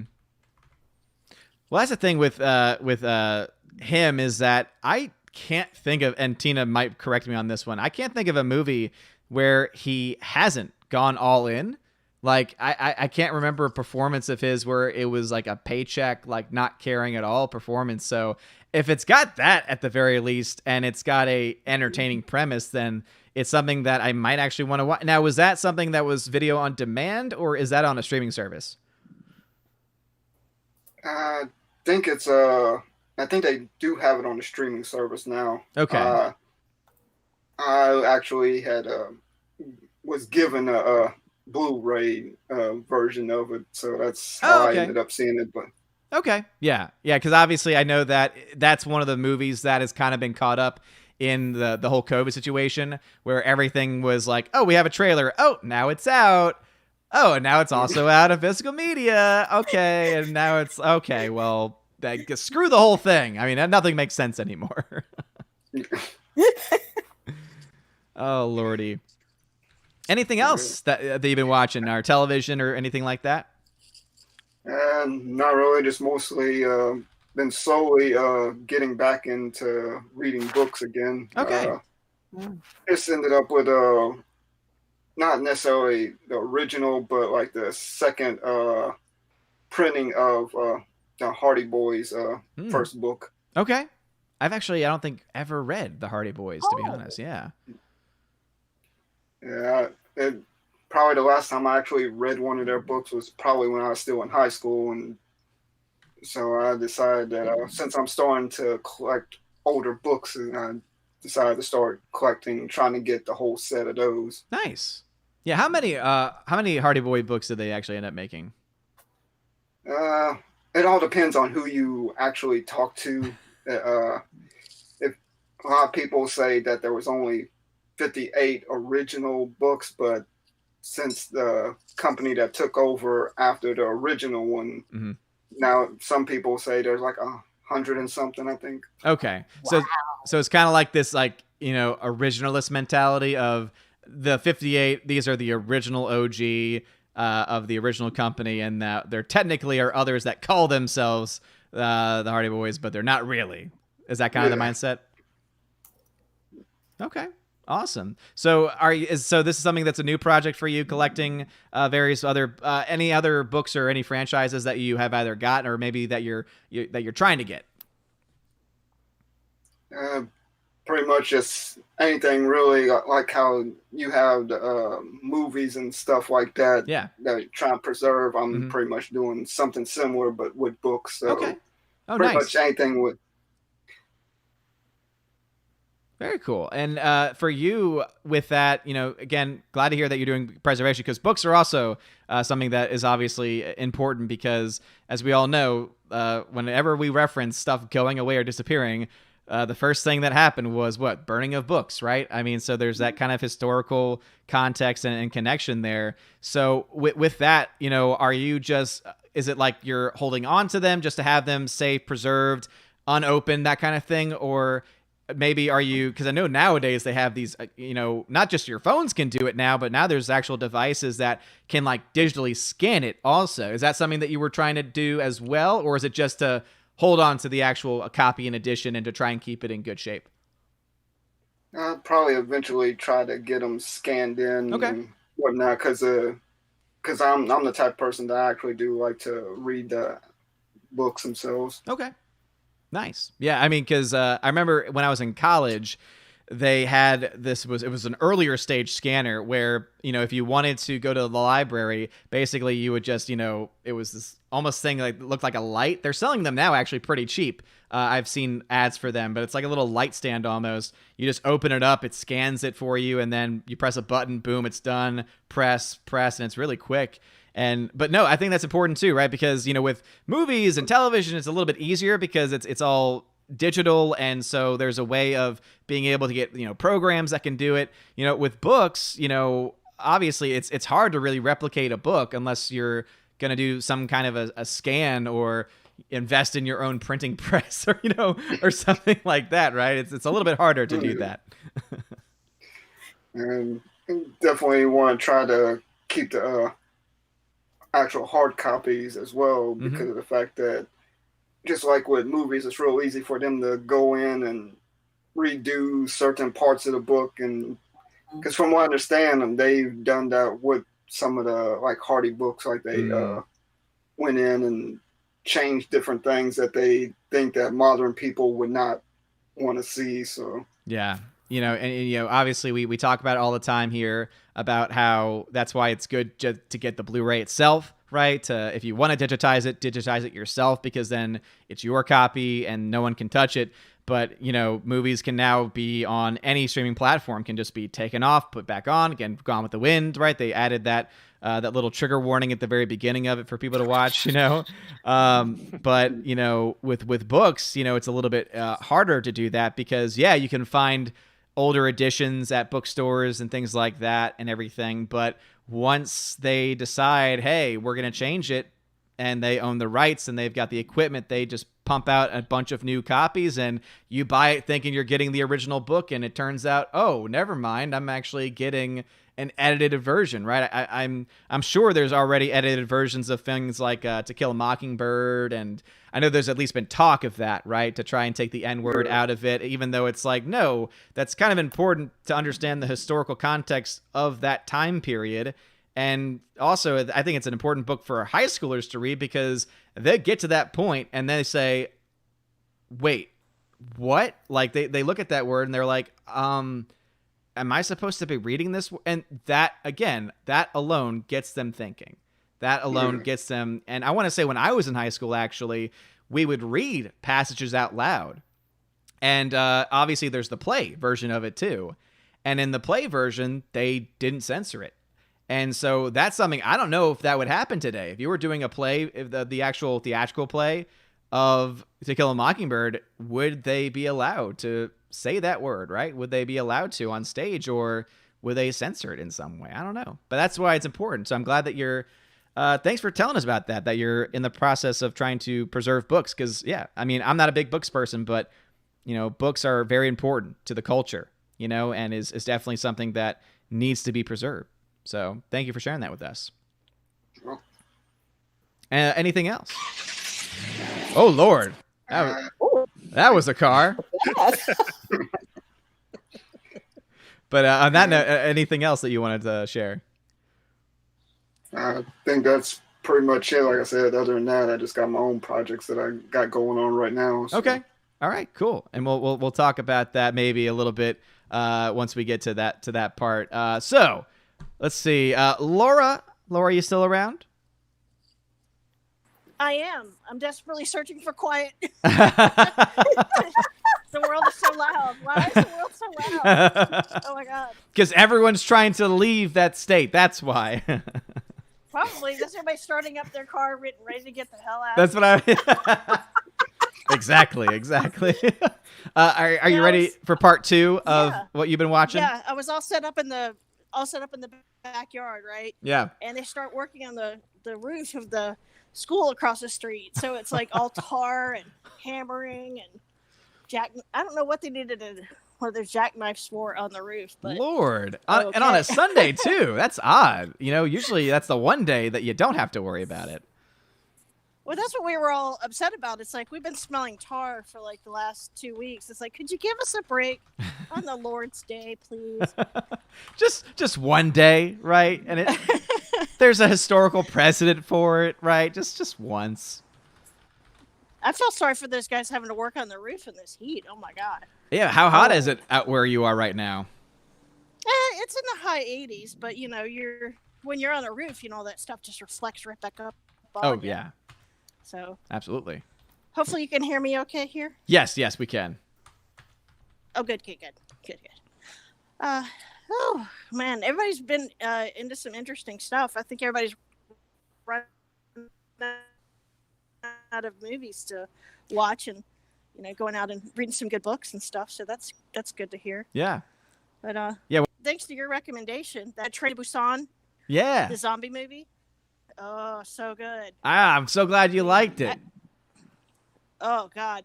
Well, see, I like my zombie movies where it's not really graphic, and it's more like the zombies just kind of bite you and move on. Yeah. Where it's not like, like Walking Dead where it's really graphic and they're like chewing on people. Yeah. I don't like that. Mm-hmm.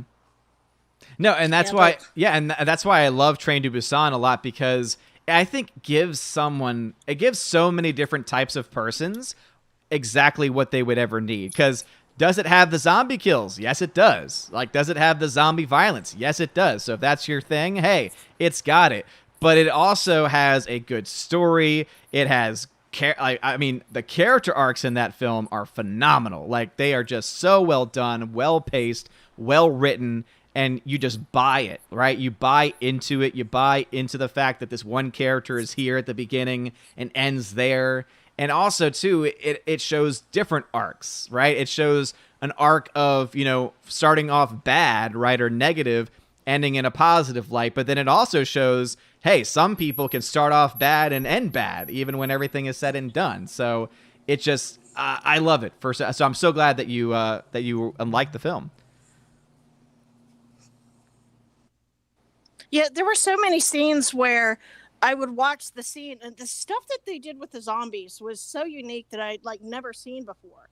That I ended up several times just rewatching scenes again and again and again, because it was like I've never seen anybody do stuff like that, And I've seen pretty much. I'm a zombie movie fan, so I've seen them all, even the old classic ones.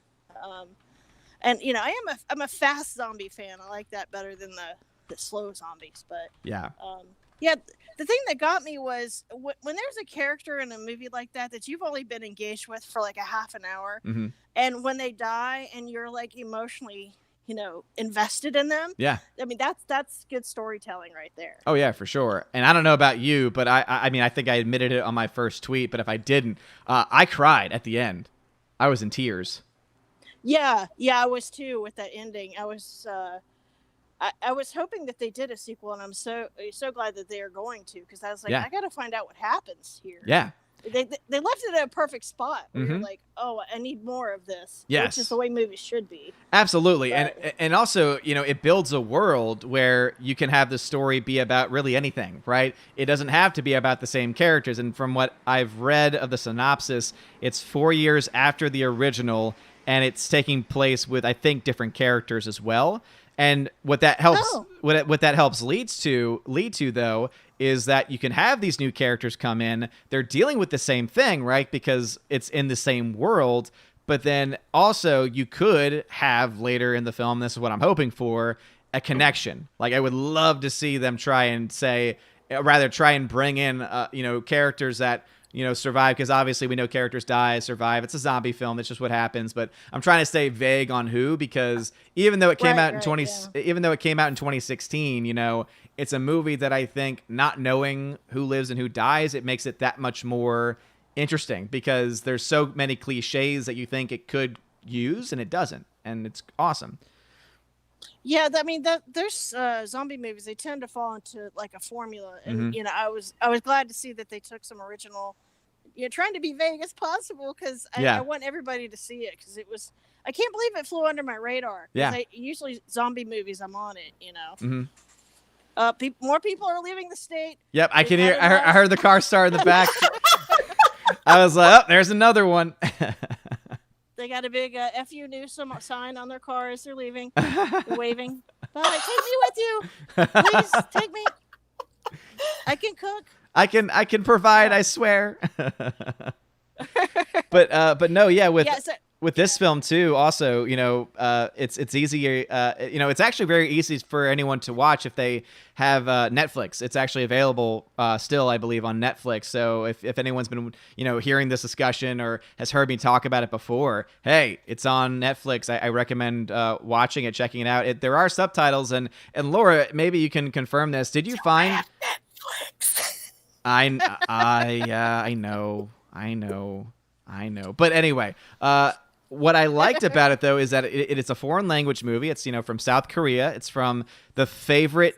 It's really, honestly, probably the best place Tina feels about. Tina loves South Korean cinema. We all know she loves she loves Parasite. Parasite is her favorite film.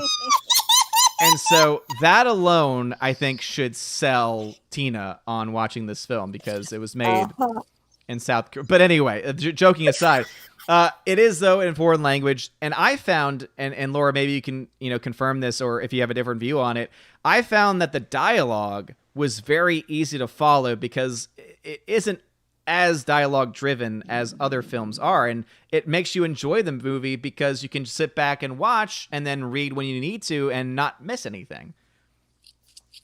Yeah, I don't usually care for a movie with subtitles, but yeah. There's not a great deal of dialogue. Mm-hmm. It's a very visual movie. So yeah, I agree with you on that. Yeah. And it's something that is sometimes, and the only reason why I mention that is because sometimes that is a factor that makes people not want to watch it, is if they think, oh, it's subtitles, I don't want to do that. But I can tell y'all, and Laura is confirmed too, it's one that it's very easy to follow. People had mentioned as a recommendation after I had seen that to watch a film by actually the director of Parasite called The Host from back in 2006.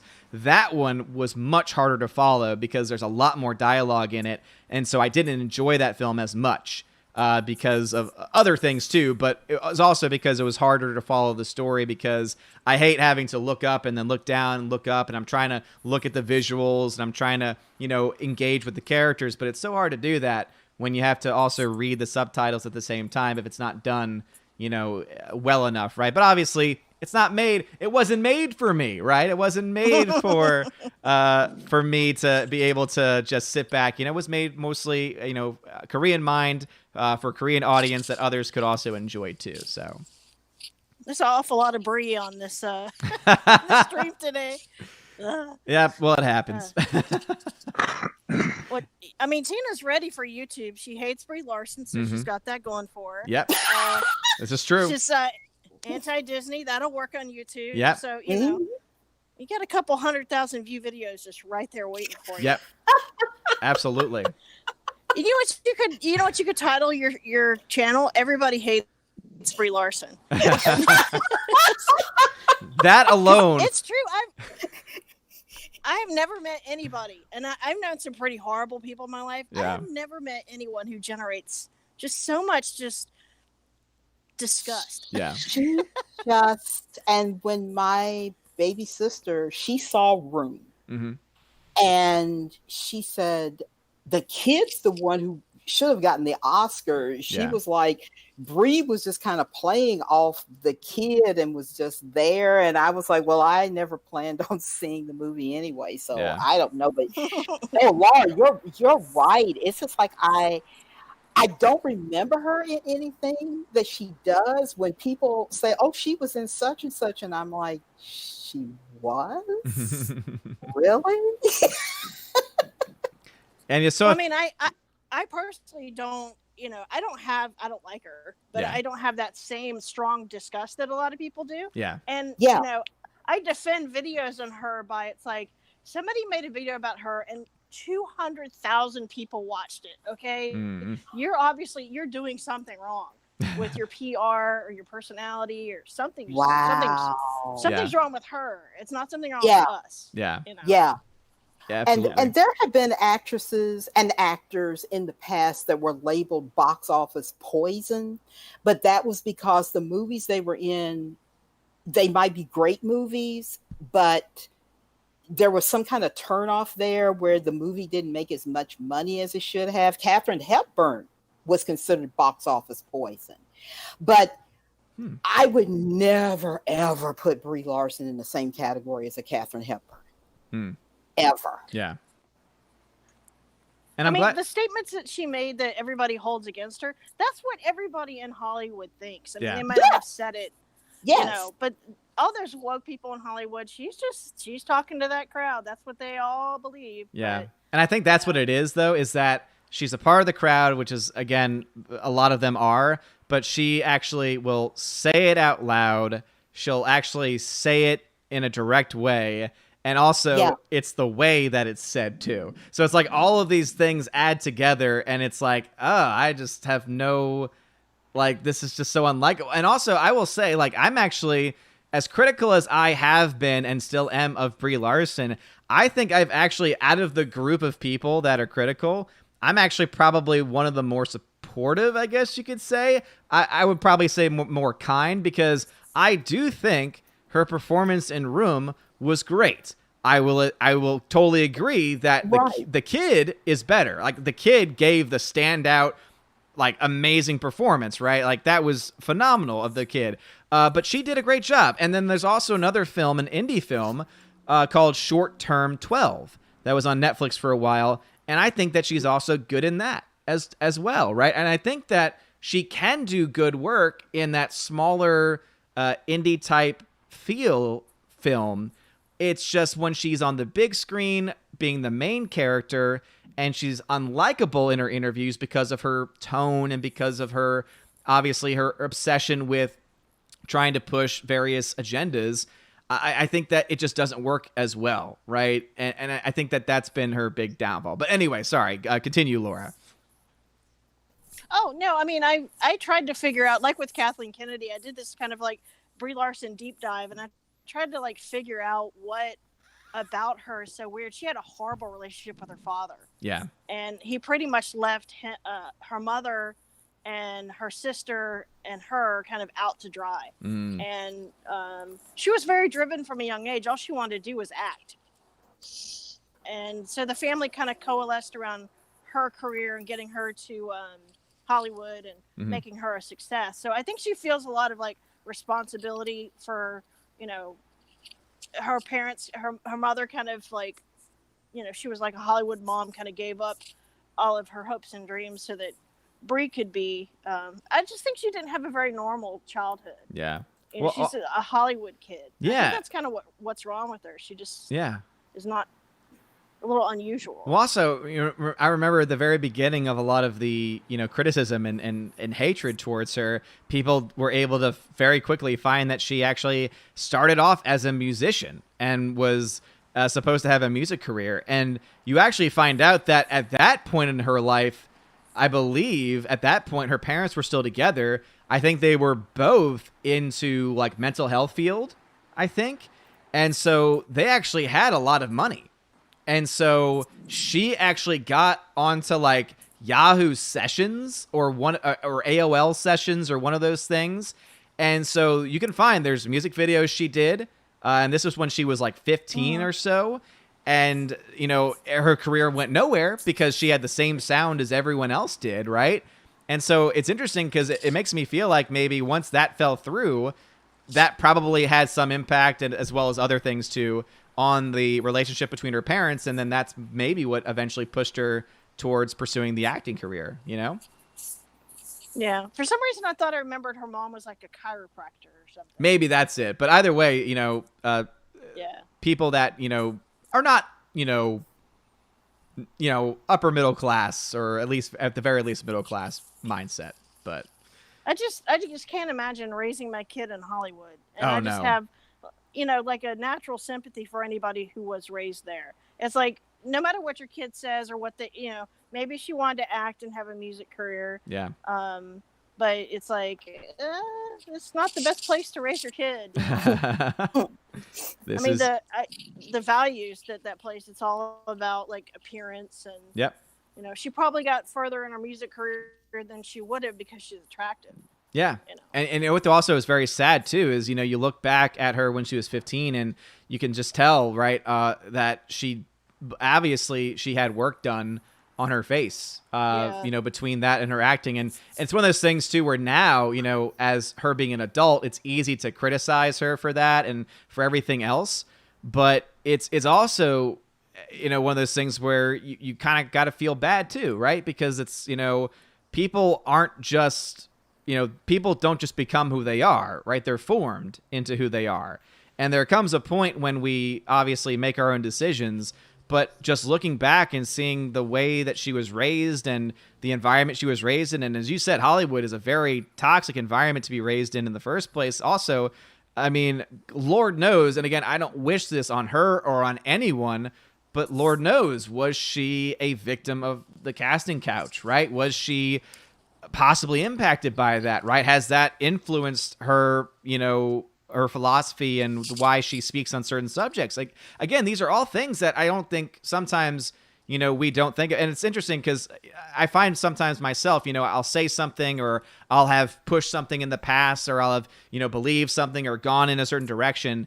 But then all of a sudden, I'll have those moments where I step back and think, and I'm like, I can obviously still be critical of her current comments, critical of her current attitudes and performances, etc. But when it comes down to her and origins and when she was a kid, we don't know what she possibly went through. Yeah, I mean, everybody reacted to the woke stuff, but like I've said a dozen times, I've been in California for a long time now, and I've heard, that's just how it is out here. Everybody, whether they believe that crap or not, that's just the speak, that everybody uses, and she's just a victim of her environment in a lot of ways. But I thought she was really cool in Scott Pilgrim. That was the first time I ever heard about her. Yeah, and she had a somewhat musical number in that, and she had a good stage presence and seemed like a cool teenage kid. I don't know. Yeah. Over the years, just the pressure to be like a superstar in Hollywood. Mm-hmm. I mean, she should never have been Captain Marvel. That was not. No. That was not a role she had the tools for. Yeah. Yeah, and I don't know who I would. Sorry. No, please go ahead. Yeah. I don't know who I would have cast in that role, but not her. Yeah. Yeah, I think a lot of people like to put out people like Katie Sackhoff because, again, she would probably have fit that part very well. But, and here's the other thing, too, and I'm glad you brought that up, is that, sometimes we can get very caught up in the anger, the frustration, the criticism, the hatred almost, really. And I think it's important for us sometimes to step back and think, is that impacting our view of a particular performance or movie, right? Because there are some people that say, oh, she's never had a good performance. And then I look back and I'm like, but I actually knew of her before all of this stuff, before Captain Marvel. Like I had seen her in that film Short Term 12. I had seen her in Room. And I knew that she was a talented actress, that she could handle smaller independent-esque roles and do it actually pretty well, right? And then, of course, Scott Pilgrim, I think that performance fit her personality, and that's why it fits the part so well, right? And then you jump to films like Captain Marvel, where she's the lead, she has to carry the movie, and it was made very clear, right, based on what we saw, that that's not what she can do. That's not something that's really in her wheelhouse, right? And that's something that I always try and, catch myself on, right? I don't want to be someone that hates a movie or hates a performance just because of a bias, but instead because I have an actual objective thought, right? You know what I mean? Yeah, I mean, I think she needs to do what Twilight guy did. What's his name? Robert Pattinson. Yes, thank you. He just, after Twilight, he hated that experience so much. He went back and started doing like some very challenging roles. And if she's gonna resurrect her career, I think she needs to do more independent stuff, more challenging things. I mean, Captain Marvel's not for her. No. But sadly, I think that she, and again, she's said this herself, right? She believes that this is her platform, right? She has said this is her place to be finally more vocal and heard. And so I don't think she's giving it up, right? I don't think they're giving her up, because I think that she's exactly what they want. right? She's someone that will say the lines, will do the performances. At this point, bring in money, because at this point, the only film that she's done for them has brought in, or rather a solo film, brought in over $1 billion, right? So we can't ignore that fact. And then at the same time, also, she is willing to go ahead and go off on the platforms that they espouse and they believe in. So until she makes a movie for, like, again, if Captain Marvel 2, which, and now it's harder too, because, you know, everyone's like, oh, well, Captain Marvel 2 is not going to do that well. Here's the thing. I don't think any major film is ever going to do as well ever again because of everything going on with the box office.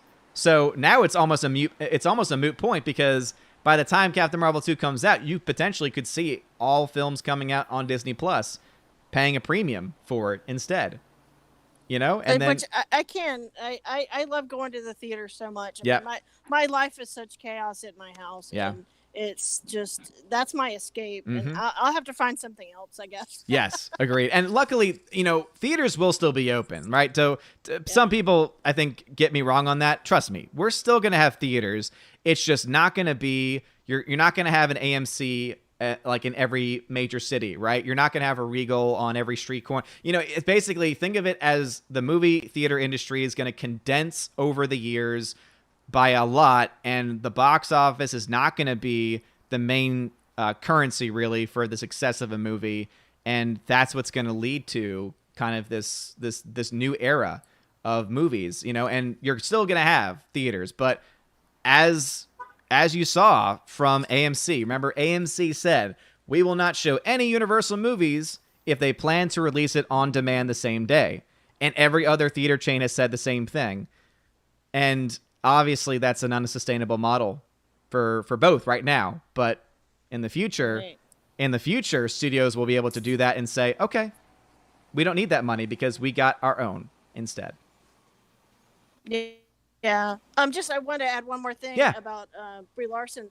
The only part of Captain Marvel where I really felt anything, or it really felt like a real movie for me was when Brie Larson was dealing with the young girl. You know, she does have a really good relationship in movies with kids. I mean, that's what works so good about Room. Yep. Was her relationship. It felt like she was his mother. Yes. You know. Yeah. And the brief scene that they had where it was, I forget, I guess she grows up to be a superhero. I forget what the little girl's name was. Monica Rambeau, or yes, thank you. Yeah, I think that's it. That was either the mom or the daughter. It's Rambeau is the last name. I can't remember if the daughter was Monica or if the adult was Monica. But yeah, either way. Yeah, I mean, that was the only scene where it felt like she was like a real person. Yeah. And I'm actually glad that you brought that up, because that also holds true for Room, right? Where they have a very great connection. Again, that's why I think it's a great performance from her in that movie. But then I keep mentioning it, and I'm sure everyone's like, stop mentioning this film that I've never heard of. But Short Term 12 also deals very specifically with younger, teens. Basically, she works at a home that is the last stop for adoption kids. So it's kids that did not work in adoption agencies, it didn't work for them. And so it's the last, and also got into some legal issues too. So it's the last place for them before they go to juvie, basically. And so it's actually very powerful, and she works there for a lot with younger actors and actresses, and I think that it actually works pretty well because of that. So, but yeah. Anything? Have to check it out. Yeah. I would highly recommend it. If you're not in the total, I'm not going to watch anything or support anything that stars her mindset, then I would recommend it, because I do think it's actually a good film, even without her. Yeah, I watched about half of that Basmati Blues movie that she made. Yeah. Yeah. Was it as bad as it looked? I'm not a musical person. Okay. Yeah, it was pretty bad. Yeah, it was pretty bad. And then, of course, there's always it deserved all the criticism it got. Yeah. And then, of course, there's always the infamous Unicorn Store, which, is just, gosh, so bad. But anyway, with all that being said, someone mentioned it in the chat earlier, but yeah, I've sometimes I try to read the chat when there's breaks, but especially since we have one brand new person on the panel, ZK Man, who I want to shout out again. Thank you for being here. And then Randy Darkstar57, who hasn't been on the last couple of times. We're already actually at like 2 hours. So if we're gonna want it to be within the 3 hour range, reading the chat's just gonna, for me, be a little bit too much. So again, sorry if I'm not reading any comments or chat. I'm trying to respond with text in them when I can. But that's just, I wanted to get that out there because the Chosen streams are for the Chosen first and foremost. And so that's the reason why it works that way. But Laura, but yeah, exactly. So, and hey, next month, you can join the Chosen and you can be a part of the discussion and you can get all the attention once a month like that if you want. So, but anyway. You too can have Odin's undivided attention. Well, I wouldn't know about undivided because my mind is very divided, but at least more focused, that's for sure. Divided attention. Exactly. Well, I'm going to go into the bakery and get me some baked goods before they run out because it's getting busy over here. Oh. I'm going to put my camera on and show you guys the bakery while I'm in there. Awesome. Sounds delicious. Oh, yeah. All right. So now I always save her for last because she always has just a lot of really great insights into a lot of movies. And I know that she's been watching a lot of really good things recently. And so, of course, we have the Empress of the Universe herself. Tina, what you been watching? Oh, wow. Well, had to go back in the letterbox to see what I had watched. Yeah. Shout out to the YouTube channel Cult Cinema Classics. He or she shows a lot of B movies, a lot of film noir, and a lot of times they'll do it where you can get into a live chat when they're showing the movie. So a few of these I saw on their channel, but I'm going to start with my 2.5 and below. Okay. Cult Cinema Classics. I came in on the middle of this and I was like, what the heck? This movie came out in 1949. It's called The Big Wheel with Mickey Rooney, who at one time was one of the highest paid actors in Hollywood. Mm-hmm. He plays a race car driver. Oh, Lord. And we're talking IndyCar racing. Yeah. And in the final, I guess, scene segment during the 500, his car is actually on fire. Oh, my goodness. Heading to the finish line. I'm not sure why, but anyway, Thomas Mitchell is also in it. And Thomas Mitchell, Oscar winner for Stagecoach for Best Supporting Actor, but he's better known for playing Gerald O'Hara, Scarlett's father in Gone with the Wind, and he also played Uncle Billy in It's a Wonderful Life. Ah, okay.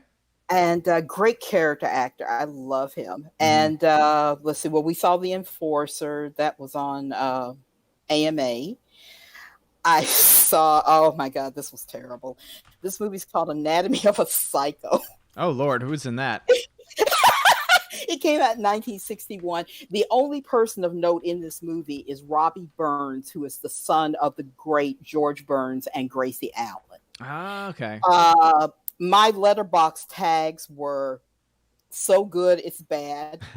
Shaq, Arson, Ed Wood Caliber, teens played by adults that are too old, Psycho, not Psycho, soundtrack from Plan 9 from Outer Space. They did lift the soundtrack from Plan 9 for this movie. Really? The legit soundtrack? Yes. Wow. Yes, because when you start hearing it, you're going, wait a minute, I recognize that soundtrack, and then you realize it's Plan 9. James Cagney, White Heat Wannabe, and Gas Chamber. Now, those were my tags on Letterboxd for this movie, and it's pretty bad. The acting is just...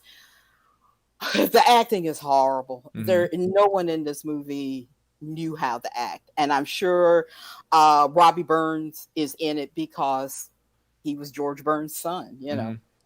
And then I saw another one called Hands of a Stranger, which the longer I watched it, I was like, oh, I've seen this before. It came out in 1962.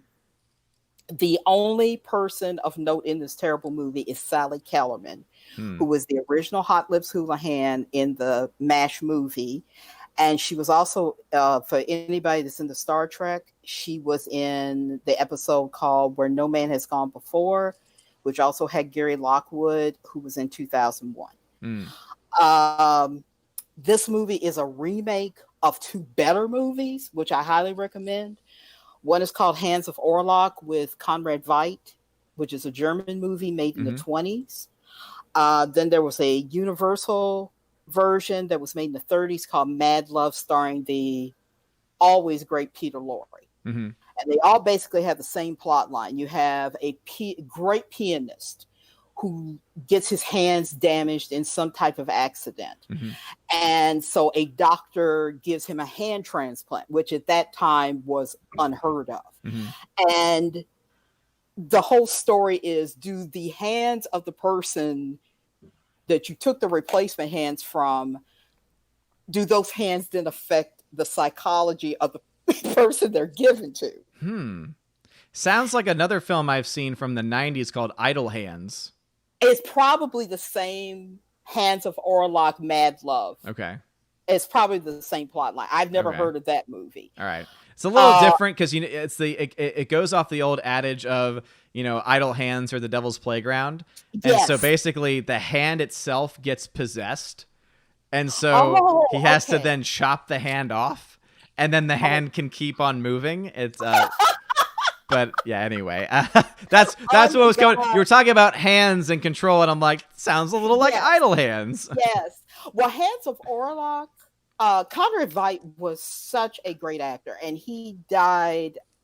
I think he was middle-aged. He died during, I think, during World War II, just like of natural causes. And you'll see him in a lot of German movies back during the 20s and the 10s.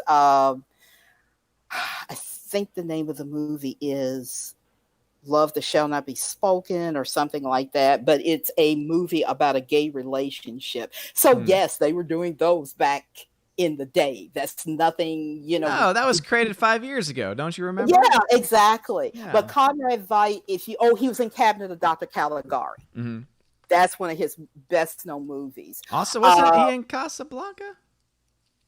Yes. He was one of the Nazi commanders. Yeah, that's what I thought. Because I heard their name and I'm like, I remember this name. And Yes.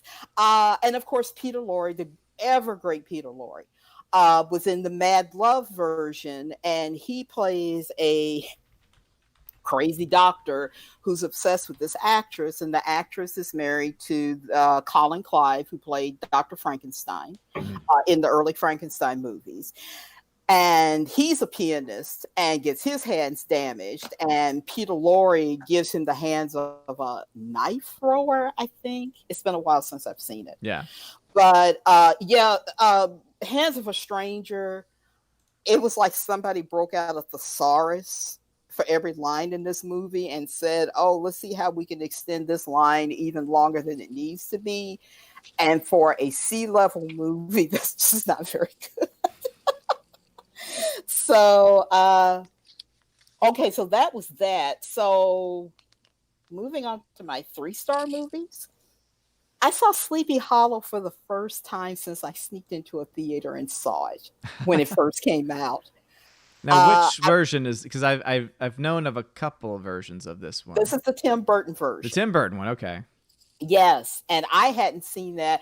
I paid and saw something else, and it was like I wasn't ready to go home, and Sleepy Hollow was just starting in like the theater next door, and so I was like, well, I'll just slip in here and check it out. And so there were some things that I had forgotten in all this time, and I was kind of like, I did enjoy it because we still kind of had the Tim Burton of 89 Batman, Edward Scissorhands, Beetlejuice level, and not insane Tim Burton of the Willy Wonka, Alice in Wonderland, what the hell is he doing? That sort of thing. Yes. Because everything's set up so beautifully. I love the art direction. I love the cinematography. The only thing I was talking to Sharon, which some of you know, my best good friend Sharon. Sharon. I was talking to her about it, and she said the one thing that bothered her about the movie was Johnny Depp's performance, because he was playing kind of this effeminate sort of character, and that it was like it kind of went over the top. And I said, yeah. And I said, but the one thing that was funny about it was his character didn't like blood.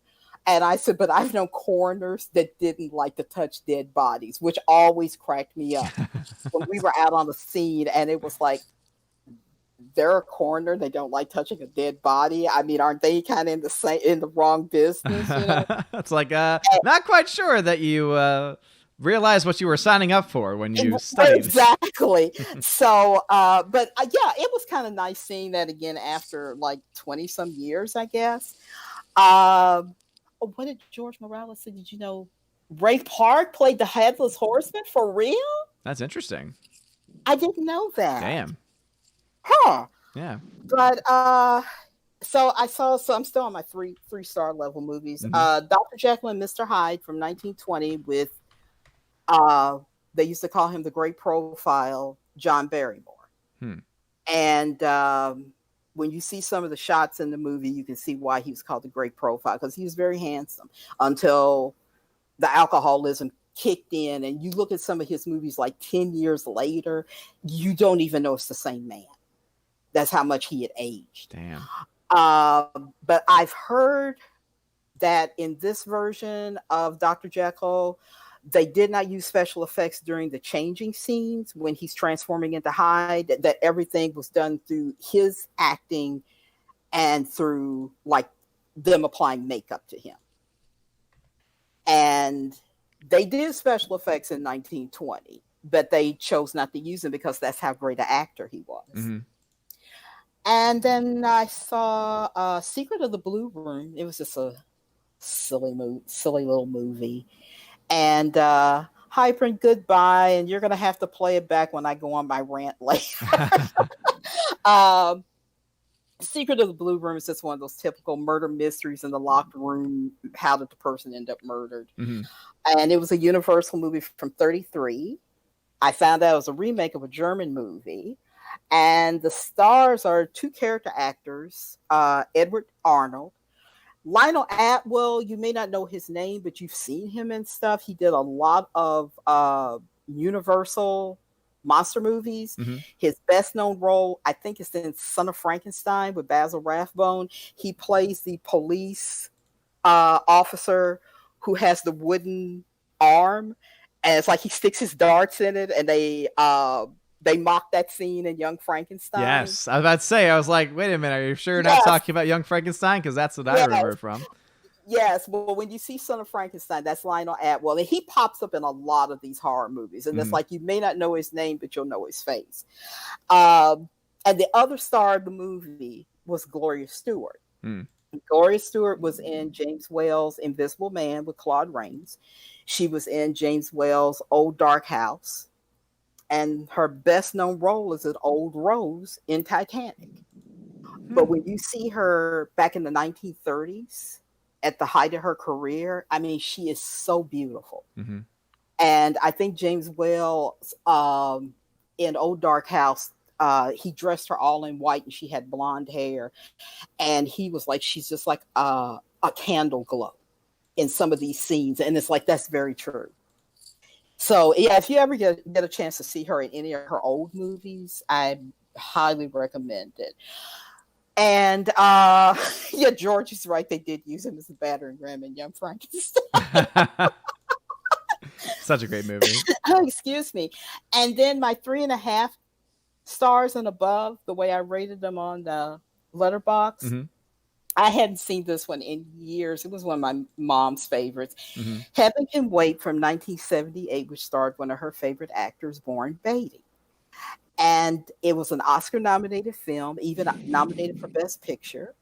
And Warren Beatty, I think he directed it.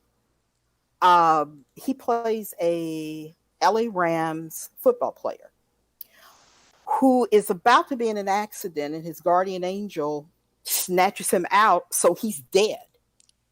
And when he gets to heaven, or the transport that's going to take you to heaven, he's like, I'm not supposed to be here. And they're like, oh, yeah, well, everybody says that. Mm-hmm. And he's like, no, I'm not supposed to be here. Well, then when they check the records, they find out, no, he's not due for like 50 years. So they're like, oh, we messed really up. Screwed up. What are we going to do? So the first part of the movie is them trying to find a new body for him. Mm-hmm. And he ends up in the body of this billionaire who is very spoiled, very selfish, has a wife who is trying to kill him. Mm-hmm. And of course, once Warren Beatty's personality takes over this new body, he starts acting very different. Mm-hmm. And nobody can figure out, wait a minute, is this even the same guy?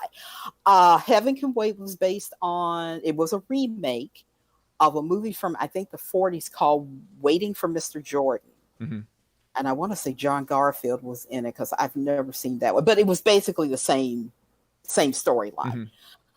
And so it's a very charming movie. If you ever get a chance to watch it, I would say do. The movie poster for it was Warren Beatty wearing a tracksuit, and he's playing a clarinet, and he has angel's wings. And that poster was so popular when the movie came out. I rewatched The Doors for the umpteenth time with Val Kilmer, and how Val Kilmer didn't get an Oscar nomination for that, I don't know, because it was like he was channeling Jim Morrison. That's actually a film I've actually never seen before. Oh my gosh. I mean, whether I knew of The Doors, Mm-hmm.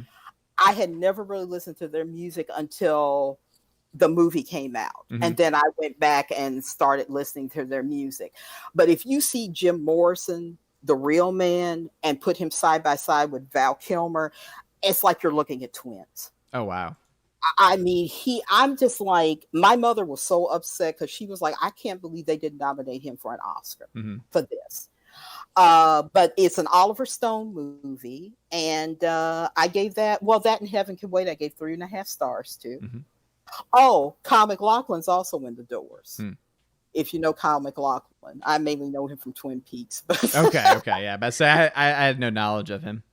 Yeah, but if you know Kyle MacLachlan, yeah, and Edgardo is right. I think Val Kilmer sang all the songs in the movie. Oh, wow. That's always impressive whenever actors can do that. Yes. So that's the reason why I was saying it's like he's channeling Jim Morrison. Yeah.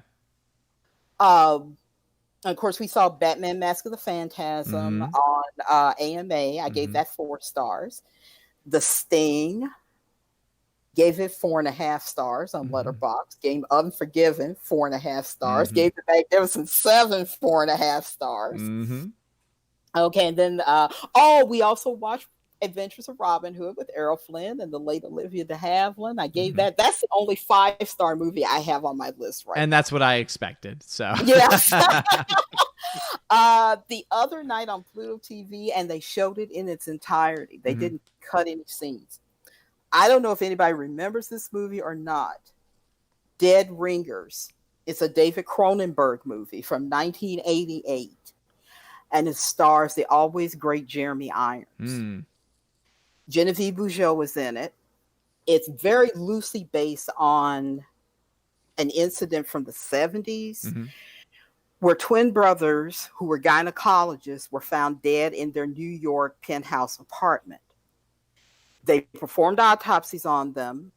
Both of them were very emaciated. There were a lot of drugs in the apartment. They're not officially sure what they died from, though. Yeah. Someone wrote a book based on that incident, fictionalized it, and Cronenberg then made the movie from the book. Jeremy Irons plays twin brothers who are gynecologists.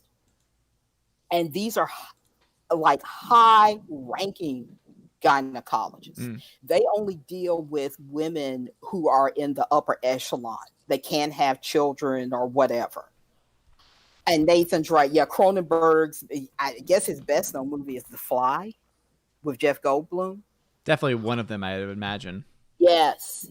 And this movie, Jeremy Irons did not get an Oscar nomination for this movie.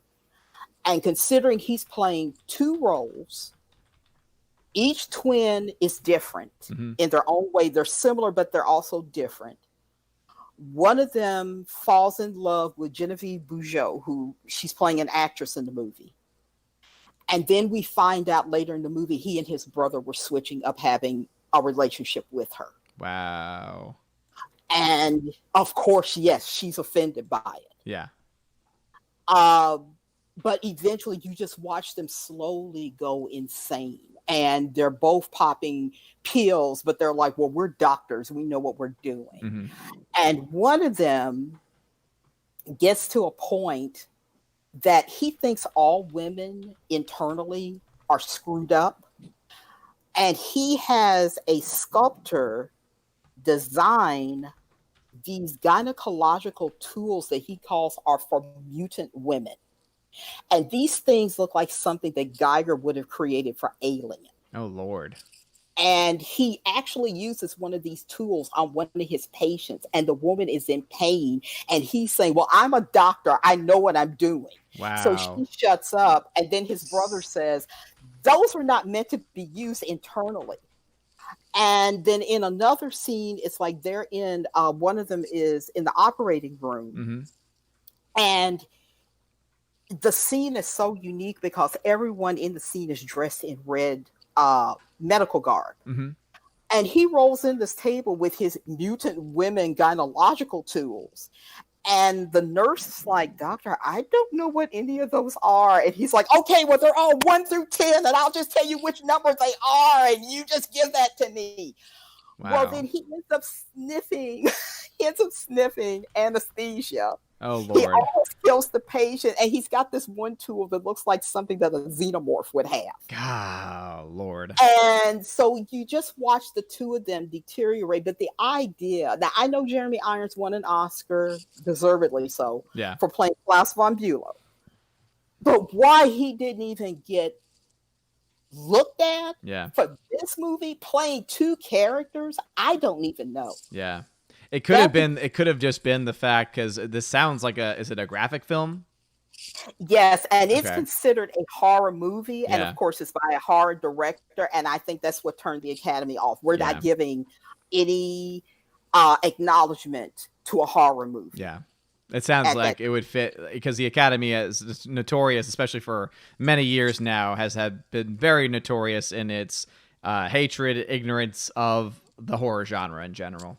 Exactly. But he is just brilliant in it. And of course, then I suddenly realized that he and Michael Caine have both played Alfred in a Batman movie, and both of them won Oscars.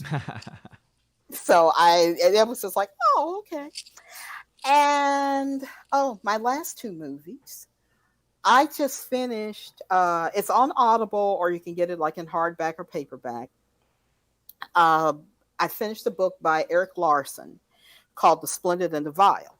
And I did it as part of a reading challenge on a Bookly app.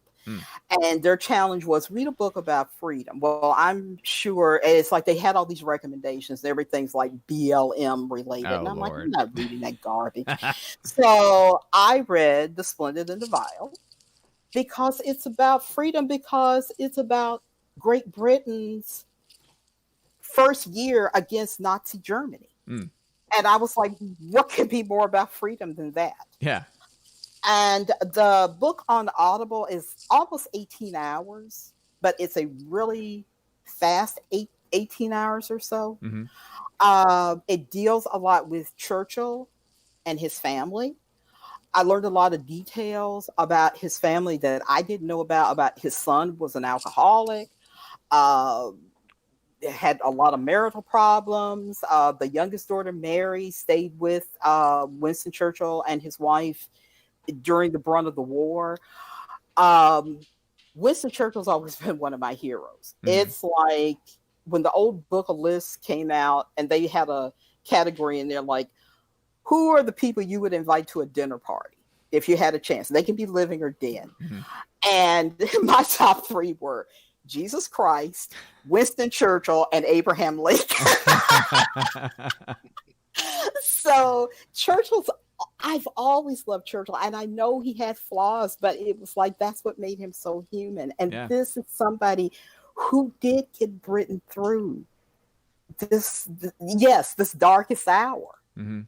And so reading this book was fantastic. So when I finished the book, I was like, I have not seen A Darkest Hour with Gary Oldman yet. Yeah. So my brother had it on Google Play, and I was like, boom, I'm there. Yeah, so, yeah, for sure. Gary Oldman is one of those characters, one of those actors like Daniel Day-Lewis, early Russell Crowe, that you don't see the actor, all you see is the character. Yes. And the second I saw Gary Oldman, I think the room was dark, and it's like this one light comes up and you see him, and it's like, oh my God, that's Winston Churchill. Yep. And having been to the Churchill war rooms in London, I've been through those twice. When you get to the room where he would sleep, and everything is still arranged the way it was when they left there when they finally left there. And in his room, you see his cigar is still sitting in an ashtray. His pajamas are laid out. And it's just like, at any minute, Churchill's going to walk out and wonder, who are we people walking through these war rooms? So I really enjoyed it because A Darkest Hour, because they showed the politics behind everything. Mm-hmm. And yes, people in both of the parties hated Churchill. And remember, Churchill had been warning them for years Hitler was going to be a problem, and nobody would listen to him. Yep. And that's the reason why, I don't know how accurate the portrayal of Neville Chamberlain was in that, but that's why I've always had such disdain for Chamberlain. And I know the man thought he was doing right, but you're going to sit across a table from a man who's already grabbed up other countries, and you hand him Czechoslovakia, and now he's already marched into Poland, and you think, okay, well, we can still sue for a peace agreement with him for England. Really? Yeah. Oh my gosh. So yeah, I saw that, and then I decided, what the heck? I'm going to watch Downfall again. And for anyone that's not aware of Downfall, if you think you haven't seen it or you haven't seen any part of it, I guarantee you have, because it became very popular in the memeing community as being used. There's an amazing clip, and it's actually a great performance. Like, the acting in it is like if I actually still need to watch the movie itself, because the performance of the guy that does Hitler is amazing. But it's and so basically it's the one where anytime anything ever happens, like, so the final book of a series comes out and it's terrible, or the final season of a show comes out, so they made one for Game of Thrones. And so basically what you do is they add in subtitles underneath the German, and it's to say whatever it is that is going on. And so it's Hitler freaking out over, stuff, obviously freaking out in real, over stuff actually happening in the war. But with the subtitles, it makes it seem like he's freaking out because, Ron and, I'm trying to think of one of the examples that they use, but, that basically the end of the Game of Thrones, right? So, at some point, this is going to happen because it logically happens. And then they're like, my Führer, this didn't happen. Instead, this happened. And then he freaks out, and it's hilarious. Yes, it is. Look it up. Look it up. It's great. It's fantastic. But I hadn't seen the movie in a few years, and I was like, since I've looked at Darkest Hour, read The Splendid and the Vile, I'm going to go ahead and watch Downfall again. And Bruno Ganz, he was Swiss. He was not German. I saw him on a performance. He was at the Berlin Philharmonic. I can't even remember the opera he was narrating. And I kept looking at him, and I was like, is that Bruno Ganz? And then it was like, oh my gosh, yes, it is. And he just had such a beautiful voice. But no, I had to look this up. Downfall was only nominated for one Oscar, and that was for Best Foreign Film, and It didn't win. Bruno Ganz was not nominated. The nominees that year were Jamie Foxx for Ray, and he won. Of course. Johnny Depp for Finding Neverland, Leonardo DiCaprio for The Aviator. Leonardo should have won that Oscar. I would say either him or I would even say you could make an argument for Johnny Depp, because he actually plays a normal person and he does it really well. Yes. The other two nominees were Clint Eastwood for $1 Million Baby and Don Cheadle for Hotel Rwanda, which I remember seeing. Oh, I love that movie too. That is such a good movie. Cheadle also would have deserved it more over. Yes. So it's funny when you hear these lists that Tina does, and so many good movies in one year sometimes, you know. Yeah. I know it. So Bruno Gantz, they didn't even recognize him, man, for this part. So that's about it. I've been doing a lot of reading because we haven't had book club physically since, I guess, February, I think. And we did one virtual book club, but I was like, you know what? Every book that's on our list, I'm going to keep reading it. Splendid and the Vile was not on our list, but with me being a World War II buff and with me having grown up with grandparents who went through the war, I was like, you know, that World War II is just like one of those, ooh, gotta check this out. So, really not watching a lot. Any TV I've looked at is just anything that gets my mind off of reality. Oh yeah. So just stupid stuff, you know, the stupid kind of stuff. Yeah. So, but I think that's about it. And put his 13th Warrior said Neville Chamberlain were alive today, he'd be mayor of Portland. That's a good equivalency, actually, I would say. Whoa! Wow. Wow. So, that's a great line, 13th Warrior. Good. That was good. But, and Nathan, I'll get into my rant a little bit, but yeah, that's about it. I still need to watch Emma. I've got about another week or so on that rental before it disappears. Good. Well, awesome. And that's it. Awesome. Well, as you know, Tina always brings it when it comes to things, because she is a movie buff. She is a movie historian. And what I love about it is always she gives the context of the film. She talks about the important historical factors about it, awards, controversies, and things like that. So, Tina, thank you very much for sharing with us with what you've been watching. And so with that, you know, we'll now kind of go through that, you know, that last part of the show that I like to do, which is, you know, what is something that you either want to talk about, just, you know, any random topic that you want to talk about, or if you have a project that you're working on that you want to shout out, or someone else that you want to shout out. This is that time to kind of get that stuff going. And so what we'll go ahead and do is we'll go back and we'll do it in order from beginning where we started off. So Dark Star 57, man, now is your time. Let's talk about what's going on with the hashtag Duck Fisney project. Well, thank you very much for the time for this. I do think I have taken enough time up trying to figure out how to do the online store. Okay. OCD, I want everything so perfect, but I don't think it's going to be perfect. So we're going to open up the store today. And if anytime there is a problem, if somebody is ordering a shirt and they have a problem, I want them to email me directly and I will take care of it. Do you want me to post the link of the site in right now? Say again? Do you want me to post the link to the site in the chat right now? Yes, please. There you go. All right. Let's knock it out of the park here. Boom. There you go. But my personal email address is darkstar57@att.net.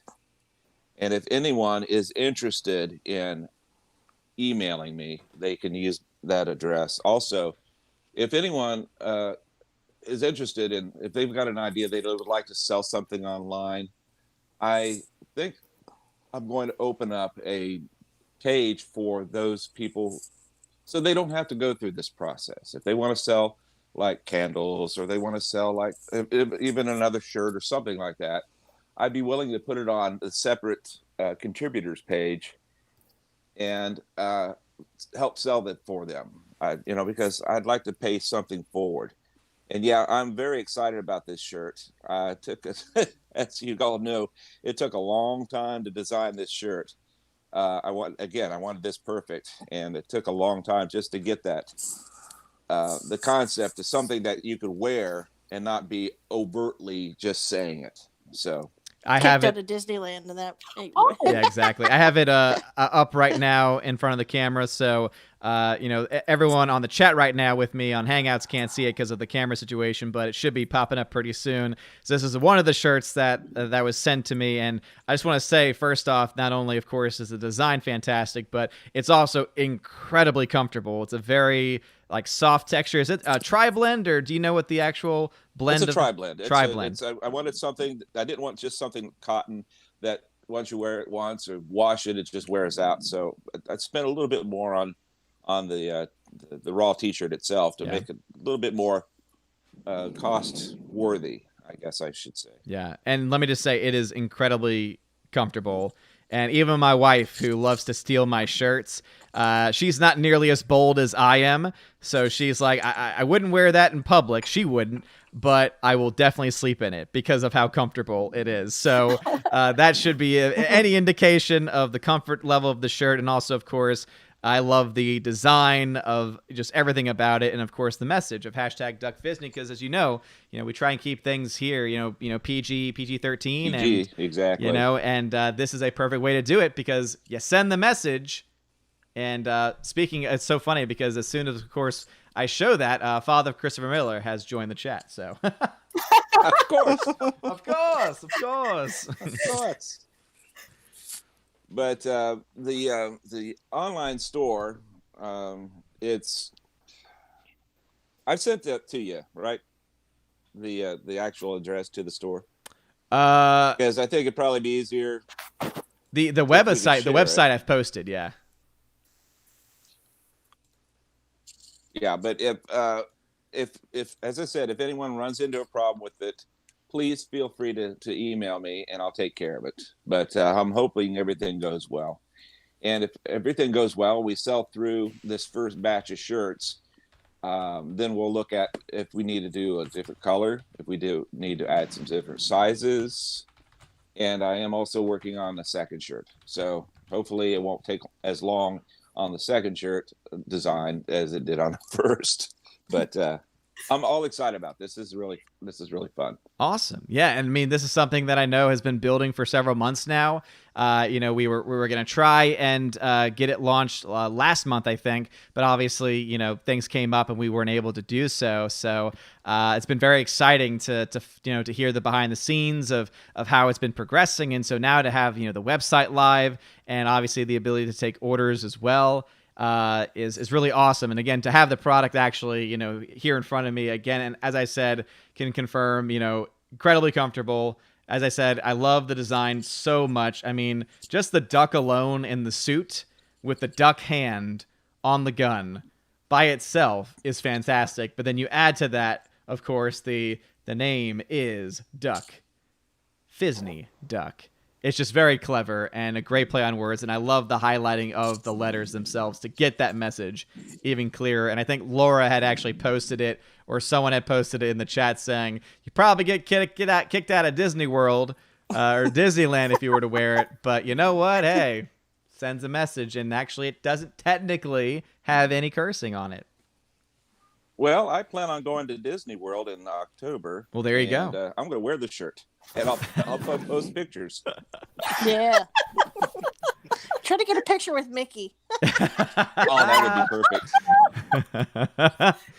And do you like the next picture? See me being thrown out the gate. You could also have it be where you try and get it with people, and then you say, "Hey, can you point at my shirt as we're taking the photo?" And then, of course, I think if you really want to get some good pictures, though, you might want to go into the Star Wars section and try and see if you can get Kylo Ren or Rey or one of those characters pointing at it, because that would be very funny. That would be even better. Also, Bruce has tagged me and said that he just bought one. So, boom, you've made your first sale. I just saw it. Thank you, Bruce. Thank you. This is fantastic. I'm so excited. Boom.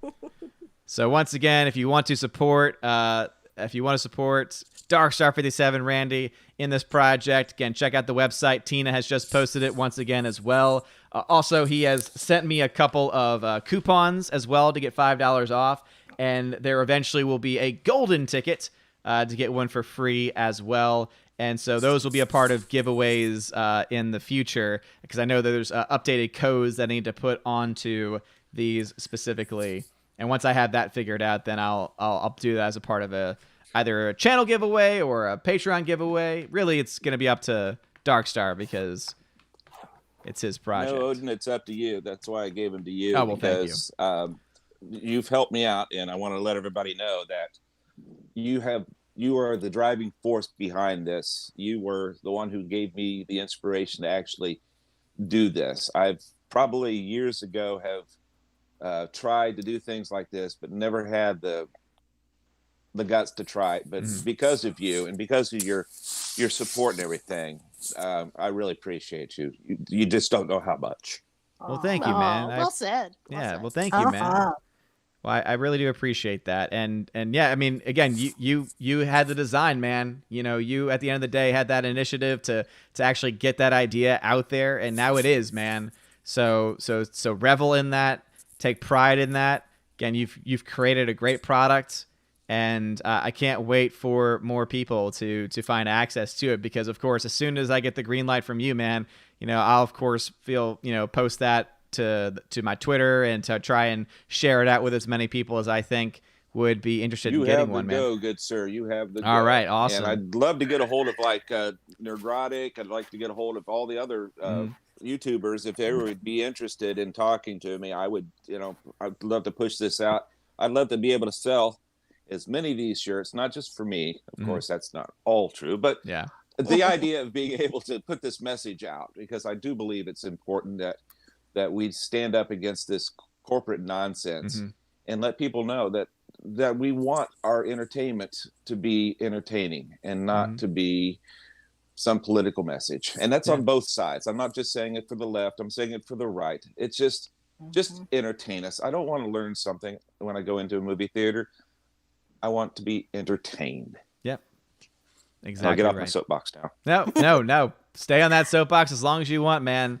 Again, that's why I love doing these streams, because it gives people who are especially working on things the ability to talk about the things they want to talk about, and obviously this very important campaign for you, man, to get it out there, to make it public, and to get it there. And yeah, I will share the information, and obviously I can't really control other people, but I will definitely say, hey, I think y'all should check this out. And obviously if any of those, because I might be on Friday Night Tights with Nerdrotic, and I might have access to contact him, but he's a hard man to actually contact. So I don't know if I'll be able to get at least there, but at the very least with Jeremy Geeks and Gamers crew, I know that at the very least they'll be willing to look at it, and so try and get that out there to them. So thank you very much, man. I appreciate it. Thank you very much for bringing this to reality and for getting it out there.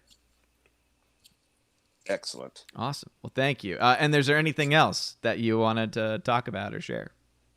No, I mean, I think that's about it. As Cool. I said, though, if anyone is interested in possibly selling some items on the store, go ahead and email me. We'll get together and talk about it. And if it's something I think it would be good to put in, as I said, I want to help people. I want to help people go through the process that I'm going through without having to go through the amount of loops and hoops and everything you have to jump through. But I'd be willing to help out somebody who's got like an idea to sell a shirt or a product to add them to the store if they'd like. Awesome.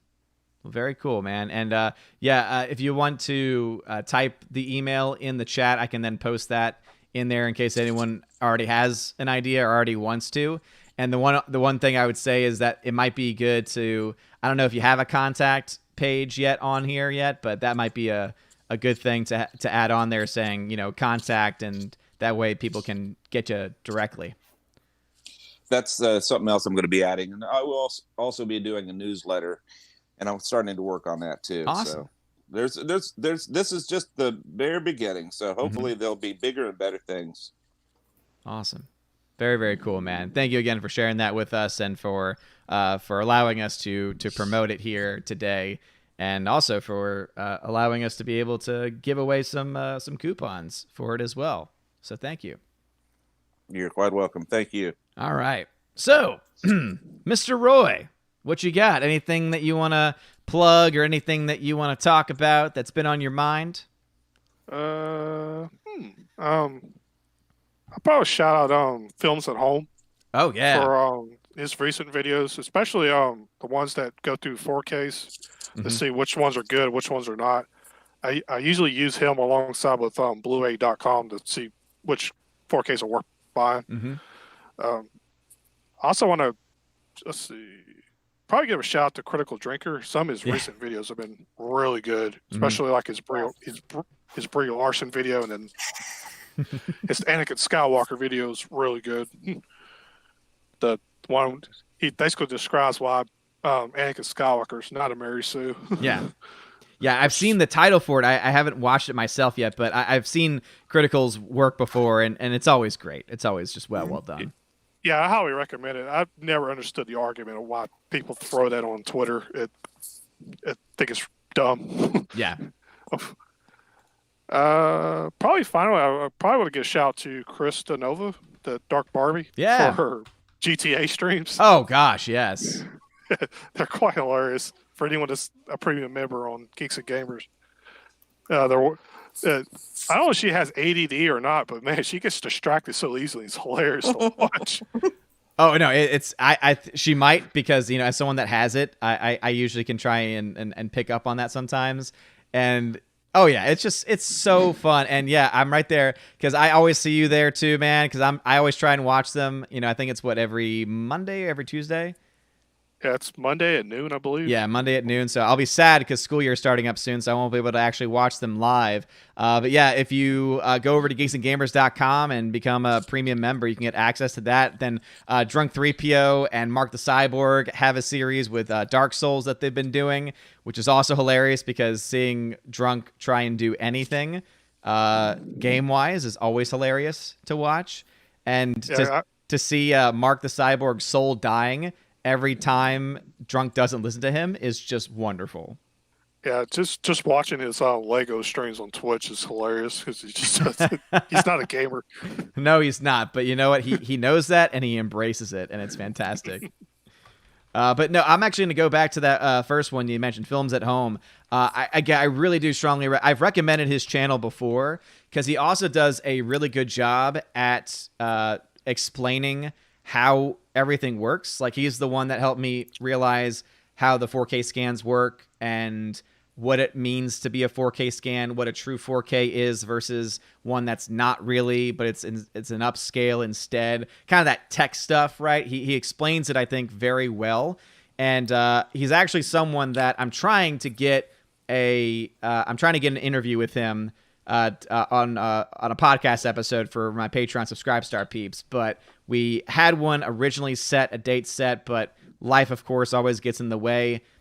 So be on the lookout for that, though, because it's awesome. And also what's great about him, too, is if you want someone that's not really political, if you don't want anyone that's going to give like a review of the film necessarily, he's actually great because what he does is literally he takes the 4K that he's been given. I mean, I need to find out this guy's contacts because this guy is sent everything in the books, and I'm like, I want all of these things. I will talk about all of these things.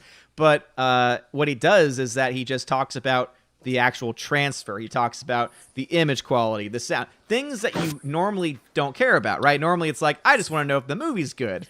He instead focuses on the physical media aspect, which for someone like me is obviously very important. And I know Mr. Roy also very big physical media buff too.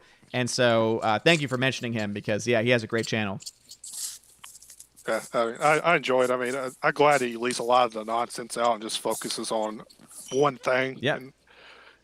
That's typical. I don't want to go to his channel and hear him talk about politics or a bunch of nonsense. It's, I go to see what these discs are good or bad, basically. Yeah.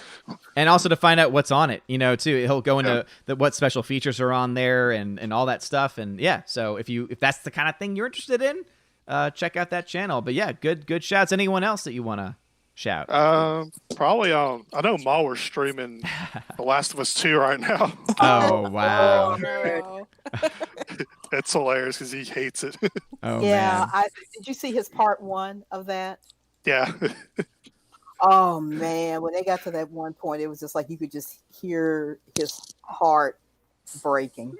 Yeah, Oh, he no. knew very little about the game. I mean, he did a good job of avoiding a lot of spoilers. And, Okay. yeah, it was heartbreaking watching him go through that. Oh man, I didn't even know that he was a gamer. So that's actually something that I might actually want to watch. Yeah, he started off gaming Okay. on YouTube. Yeah, a lot of people don't. His face is out there. He used to webcam and game before Oh. he did movie reviews. Yeah. Interesting. Well, Yeah. again, you go check out Mahler, and especially if you have a lot of time on your hands, because as much as I love his opinions and everything, you also need to have a lot of time on your hands to be able to dedicate to the Mahler videos, because yeah, he breaks things down to literally every frame. Just him talking to Critical Drinker on Nights Out is over 3 hours, I believe. Mm-hmm. Yeah, longer than the movie itself. All right. Well, thank you very much, Mr. Roy, for sharing that. And again, make sure to check out those channels. All right. The K-Man, what you got? Anything that you just want to talk about, or anything you'd want to plug, or people you want to plug, or anything like that? I mean, I guess I could, even though it's still another month out, I guess I could plug a upcoming project I got. Okay, what you got? Basically releasing mainly on digital media. It's going to be an actual music album. Okay. Pretty much, it's more or less in the style of hip hop type music. Okay. Which is kind of funny because of the fact that I don't really listen to that kind of music. I mostly listen to rock music. But anyways, pretty much songs that I've done over the years, I've taken the best ones and incorporated them into like a best of type album. Okay. Where like at the beginning I explain what my thought process was with coming up with a song, because all my songs have like a message to them. Okay. And then it'll have those, and then it's also going to have a brand new song that I guess you can say it's new. I wrote it about 10 years ago, but I just now recorded it. Oh, wow. It was it basically was the song itself was the inspiration to a documentary I did back in 2014 called Veterans Unaffairs. Mm-hmm. And the documentary was about a veteran that had lost his benefits. Mm. And he pretty much is the reason why I ended up getting into video and filming and stuff like that, because that's pretty much what he did after he got out of service. Wow. Yeah. So what's the best way for people to follow the project, or to follow you, or to access any music that you already have out? Pretty much you can. I do have a website. I'm in the process of revamping it right now. Okay. It's called xtheboundaries.co. Okay. And or you can follow me on pretty much any social media, Twitter, Facebook. Okay. Awesome. Yeah, I'll go ahead and pull up the Twitter right now. That way I can share that for anyone that wants to follow along. And pretty much any of my music is under the K-Man. Just so everybody knows, that's not my real name. That's actually the stage name I use. I don't know. Are you sure about that? Because the K-Man sounds like a pretty real name to me. Are you okay with me sharing? Because you won something recently, and so I have the K-Man, and it has your name attached to it as well. Is that okay to share? Yeah, you can go ahead and share it, because I'm also in the process of writing a book, and it'll be whenever it's released, it'll be under my real name. So okay, great.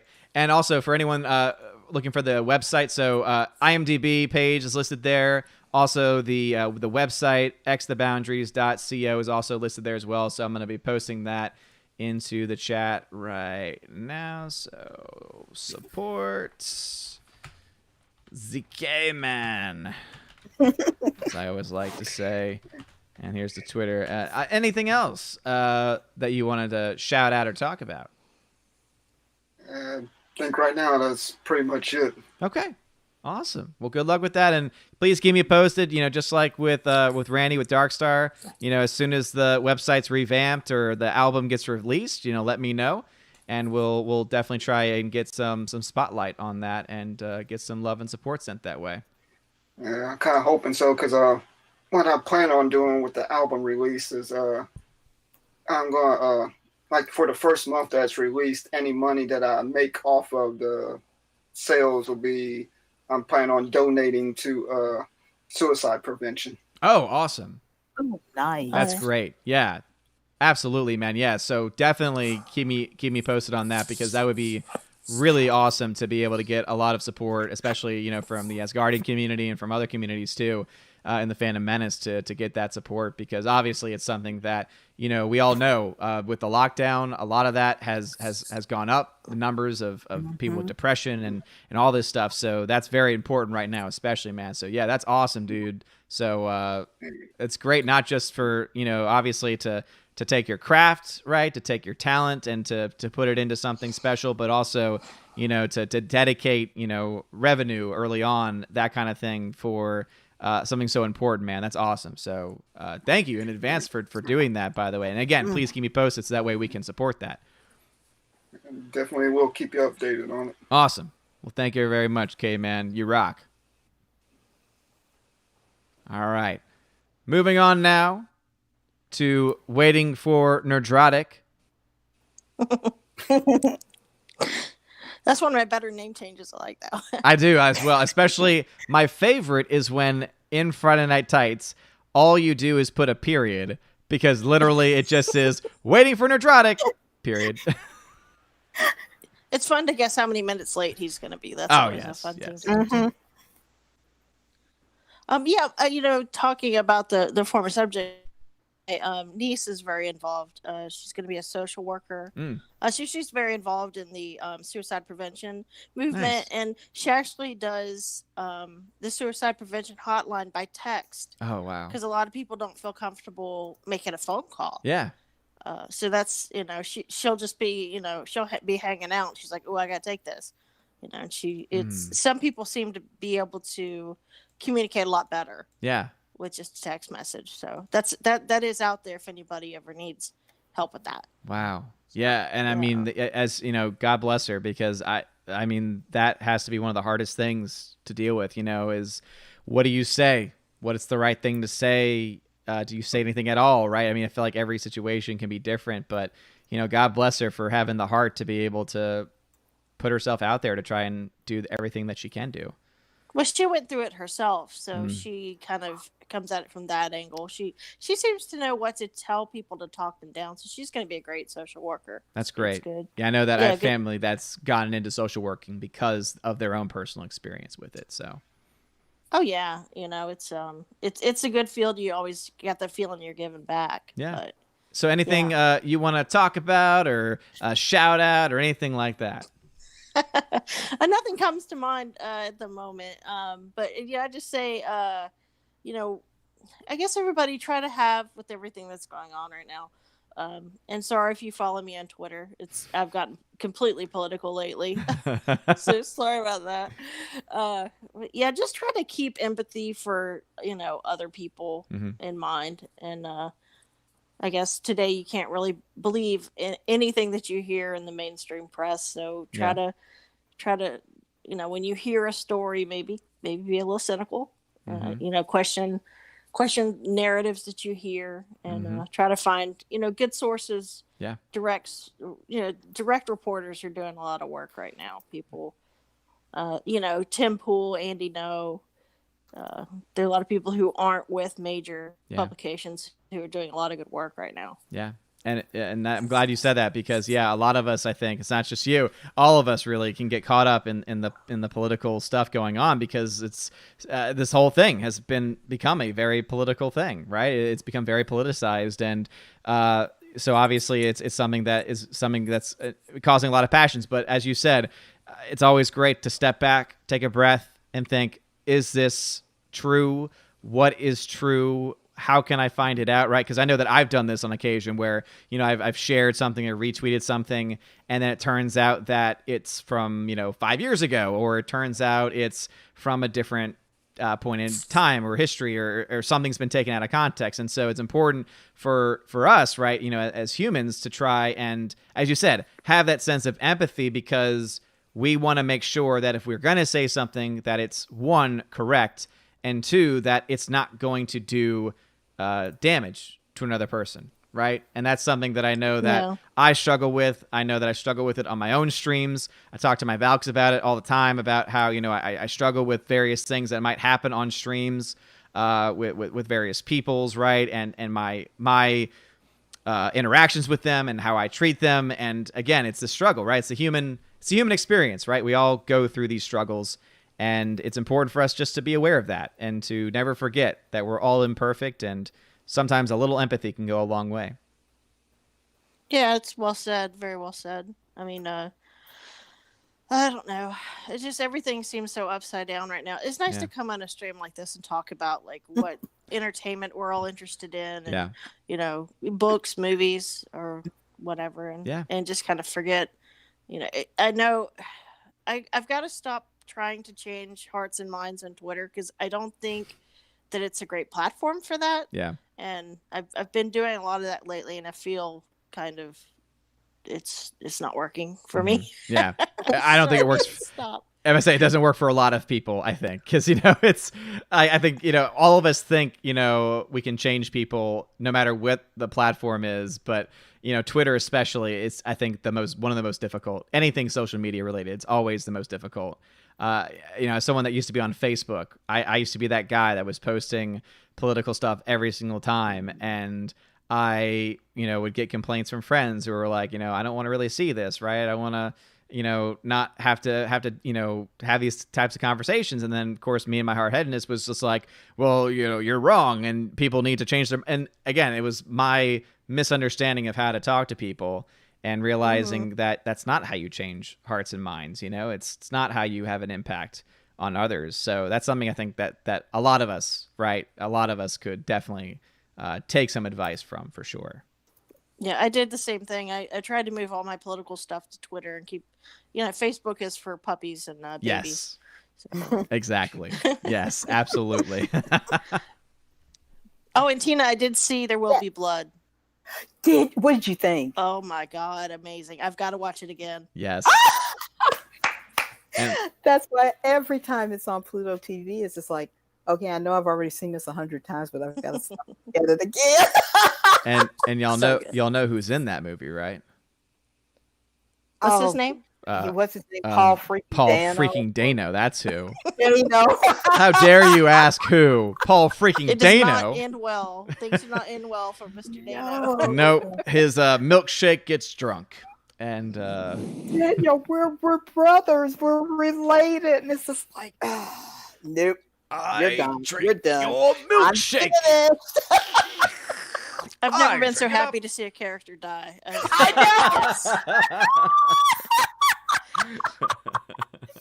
Oh, and Laura, check out the YouTuber Cinema Tyler. I've recommended him before. He does a great analysis of how they made There Will Be Blood. How they shot the scene when the I can't think what you call it, but when Jake the child gets his hearing damaged. He goes into detail about how they shot that scene, and especially at night. I think he said Daniel Day-Lewis spent a year or more developing that character. That makes sense to me. Daniel Day-Lewis is kind of like that great key example of the method persona. So, yes. And the music in that movie was fascinating Mhm. too. So it Yes. was all around a wonderful movie. Yeah. Mhm. Absolutely. That's it. That's all I got. Okay, awesome. Well, thank you for sharing that, and Thanks for having me. of course. It's always great to have everyone on and to have all of these great discussions. And Tina, I think that you've been making reference to something that you were waiting to talk about. So, Oh, okay. so Well, what you got? me and Hyprin had gotten into a conversation one night, and now Hyprin's gone, so I guess you'll have to catch this later. But Okay. with my physical media, I've purchased 3 movies. Mhm. I got a 2-disc copy of Rear Window off of eBay. Okay.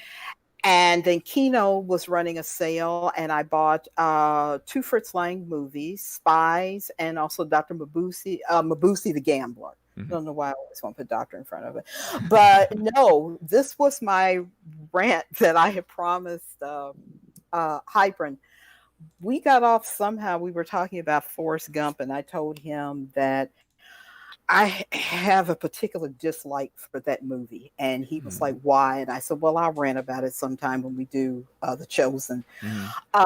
Forrest Gump was one of those movies that was never really on my radar. When I first heard what it was about, I was like, I think Woody Allen already did it. And it was in a movie called Zelig. And where a character kind of falls into these situations.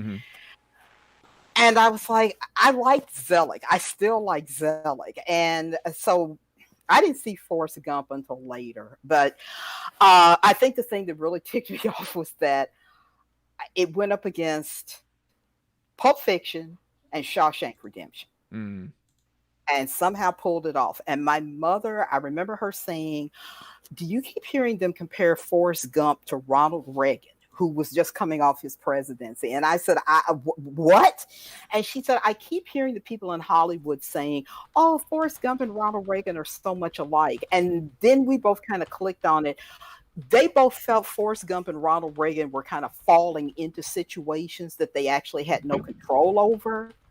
And they would just kind of come to, and it was like, oh, I'm in Vietnam, or whatever the case might be. But that's not my problem with Forrest Gump. My problem is that I was working, and a coworker of mine owned a copy of the movie.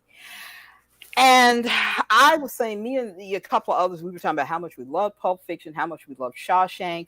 And this coworker said, well, have you ever seen Forrest Gump? And I said, no, I don't really care for Tom Hanks. And the movie just doesn't really, it's not really doing anything for me.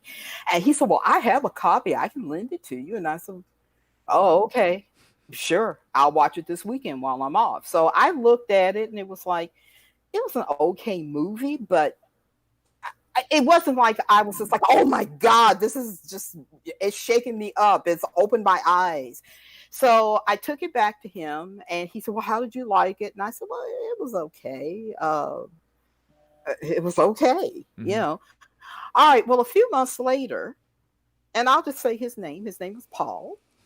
And I will say that his personality, it wasn't even quirky. Paul at one point, and this is a story to itself, Paul at one point was brought up before the chief's office because he made a pass at our male janitor, and the male janitor said, I will punch you out if you ever do that again. And Paul kept it covered up, and he told us later, we all knew about it. And he said later, that's the last time I'll wear my heart on my sleeve. Oh boy. I'm making a pass at this guy. Oh boy. And we had worked together in the radio room, and he always thought he was superior to everyone.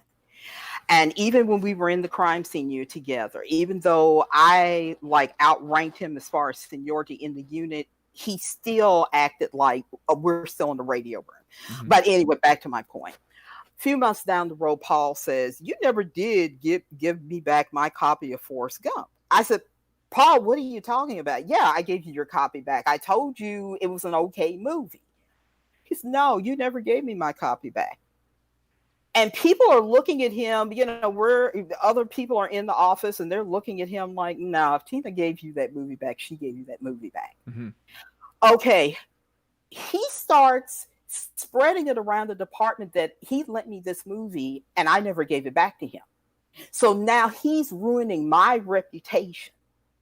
So I'm just like, no, I'm going to go out and buy him a copy of this movie. Well, the problem was the studio had taken Forrest Gump out of circulation. Oh, no. This is before Amazon. This is before eBay. I looked up on a copy at Kmart, my Kmart down the street from me, $40. Wow. But because I wanted to shut him up, I bought the movie, made a copy of the receipt, take it to the office with me the next day. He says, oh, you found my movie? Now, it's still wrapped in cellophane. I said, no, Paul. I went out and found you a copy of your movie because I'm sick of you dragging my name through the mud that I'm distrustful. I said, a copy of the receipt is in there. I paid $40 for it. And I said, I never want to talk about Forrest Gump again. I hate this Forrest Gump movie.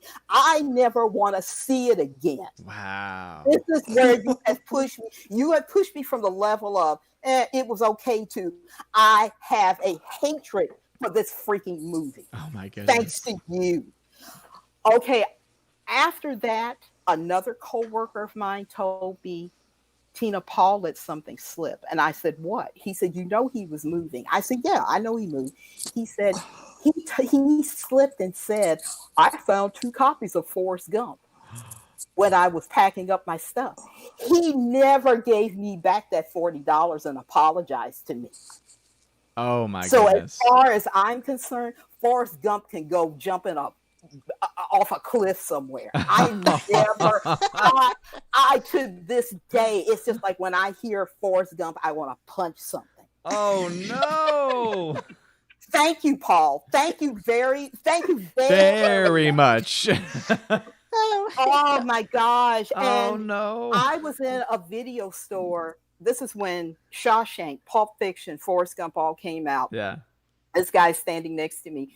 And he says, what do you recommend? And I said something about Pulp Fiction. Well, the clerk said something about Shawshank. And me and the clerk looked at each other and I said, you notice neither one of us said Forrest Gump. And we both laughed. And so, no, I don't have anything really against Forrest Gump. Yeah. But to have him lie on me like that and never once, if my other coworker had not said, Paul let it slip that he found 2 copies. So he had found the one I returned to him, plus the one I bought for him. But for him, no, he would never, ever have come to me and said, Tina, I was wrong. Here's your $40 back. No. Well, I'm sure that eventually that caught up with him because I think it did, and I'm going to say this real quick. An incident happened with him when we were all in training. We were with a detective, and the detective had pulled over a car, and it was a young girl was trying to drive. Her boyfriend was trying to teach her how to drive, and this other little young boy, about 12, gets out of the car. I'm sitting in the detective's car. For some reason, Paul decided, well, he's going to back up the detective, even though he doesn't have a gun on him. Yeah. And the kid I see this kid looking at him, and the kid all of a sudden says, hey, mister, I know you. You tried to pick up me and my friend. So Paul, a man in his 50s, was trying to pick up 2 children. Oh my And goodness. Paul tried to pretend like he didn't even see the kid. The kid is literally jumping in the air saying, hey, mister, don't you remember me? You tried to pick up me and my friend. And he gives a description of Paul's car. Uh-oh. And even the location where Paul tried to pick them up. And then the kid says, you promised us bikes if we went with you. And I'm like, oh, Paul, you know, it was like, we knew he was gay. We didn't have that issue with him, but it goes beyond you're dating someone in your age range or maybe a little younger or older. Yeah. You were talking about a 12-year-old. Oh gosh. So yeah, he was a trip and a half. So yeah, if I had wanted at some point to have pulled that on him, yeah, Paul, I remember when that kid said you tried to pick up him and his friend. Because that's going into the area of child molestation, Yep. not you having a relationship with someone that's an adult. Yeah, I could have pulled that on him too. But no, that's my Forrest. Oh, that's my Forrest. Oh my Gump Lord. story. Wow. Yeah, well, all I can say is that if he doesn't pay for it in this life, he's going to pay for it in the next life. He is so sad because he retired. I think he had Parkinson's disease and he couldn't do the job anymore. He never would admit it. Yeah. And he died. Oh. Died alone. Had a heart attack. Wow. And I didn't make his scene. Another tech did, and it was just. I hate the thought of somebody dying alone like that. But I was like, I'm sorry. I'm sorry that he died and everything, but oh my gosh, I still to this day remember that kid, Mister. You're trying to pick us up. Wow. And then on top of that, the whole Forrest Gump thing. Oh yeah, and also Fat Steven Seagal beat up Ryan Johnson, which is still a great name, by the way. Thank you for the Canadian $2 super chat. Says Gump ruined box of chocolate references for me. And so, as Fat Steven Seagal beating up Ryan Johnson as a Fat Steven Seagal, yes, I imagine that box of chocolate references would be aplenty in your life, and that would make it pretty awful for you. I'm convinced that's proper Jeremy. You never know these days. I mean, it's just there's so many awesome new names popping up that are beyond the Jer Army, and it's pretty amazing. So, oh my god! But anyway, Tina, thank you for sharing that. Hopefully, oh my god!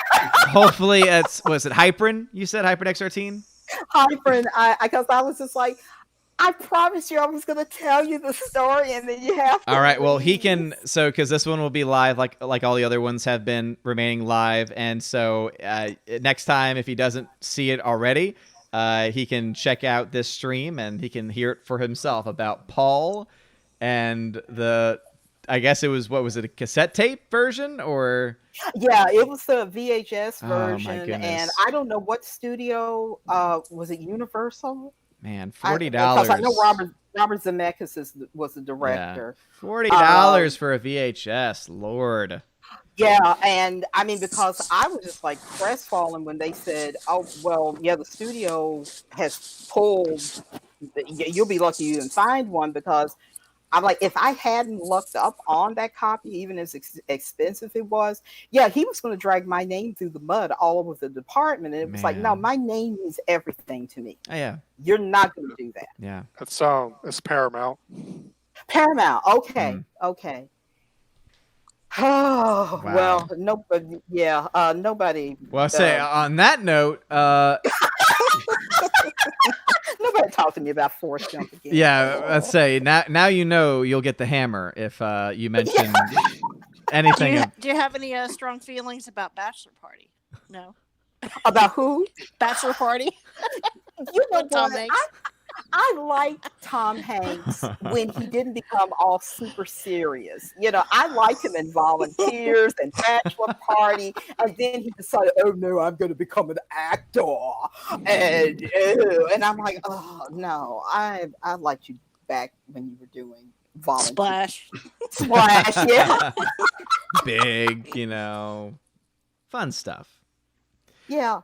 But with that being said, just as a quick, I don't hate Forrest Gump. However, I can definitely see why an event like that would definitely taint an opinion of a movie, whatever the movie. Yeah.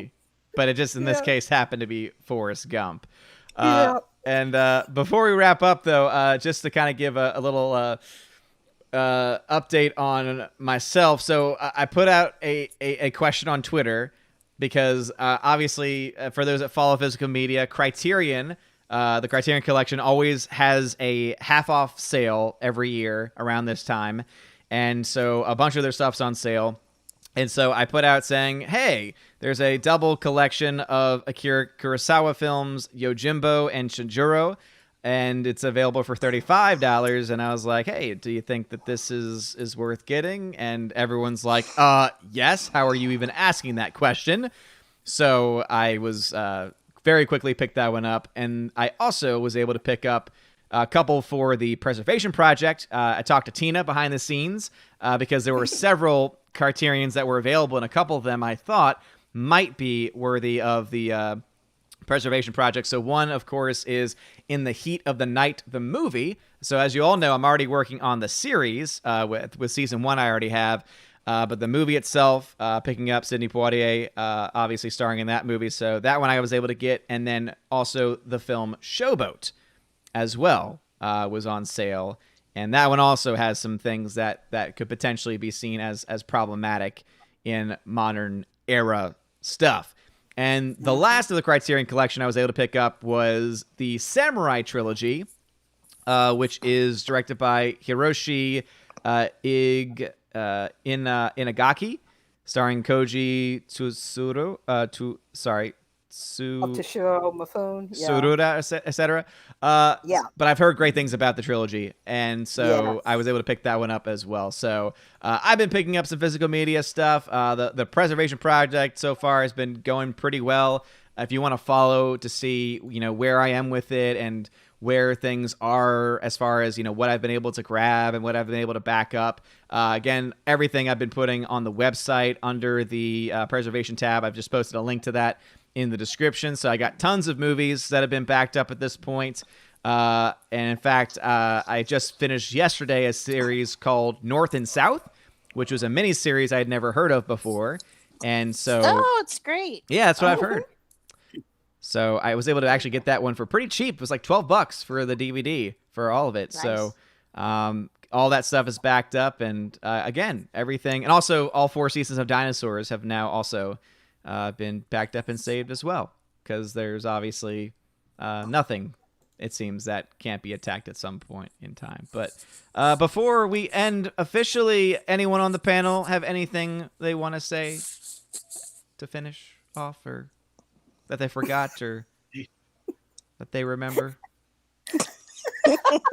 I'll take that as a no. So please make sure that you support these amazing and beautiful people that are on this stream right now with their projects. Again, for Darkstar 57, for Randy. Again, we've been posting the website to get the site to get the shirt with the Duck Fisney, which he's been working on for a long time and has finally come to fruition. So please show him some love and some support. Make sure you follow the K-Man on Twitter.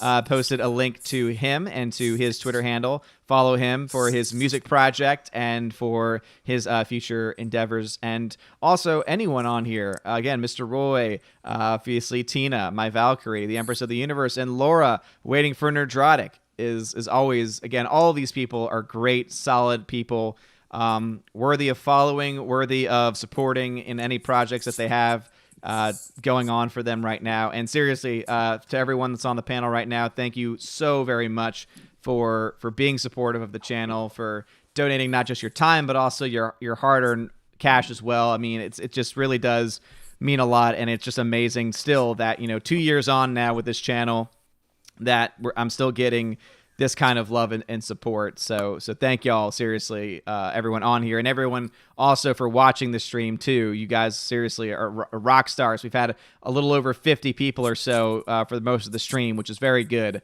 for these Sunday streams. And Andrew Hoyle, thank you for the $5 super chat. Says, great stream tonight. Thank you very much, Andrew. And thank you for becoming a new member on the channel recently as well, man. So you're awesome. You rock. And with all that being said, really the last things we need to do is shout out, as is the perk for those that are Army of Asgard or Keeper of the Bifrost on YouTube.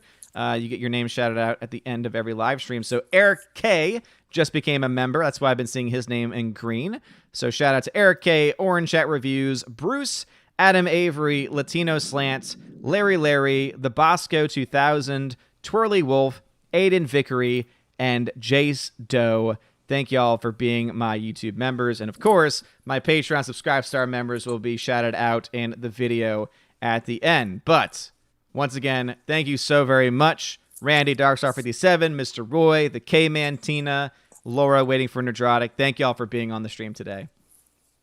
Thanks for having us. Great. Thank you.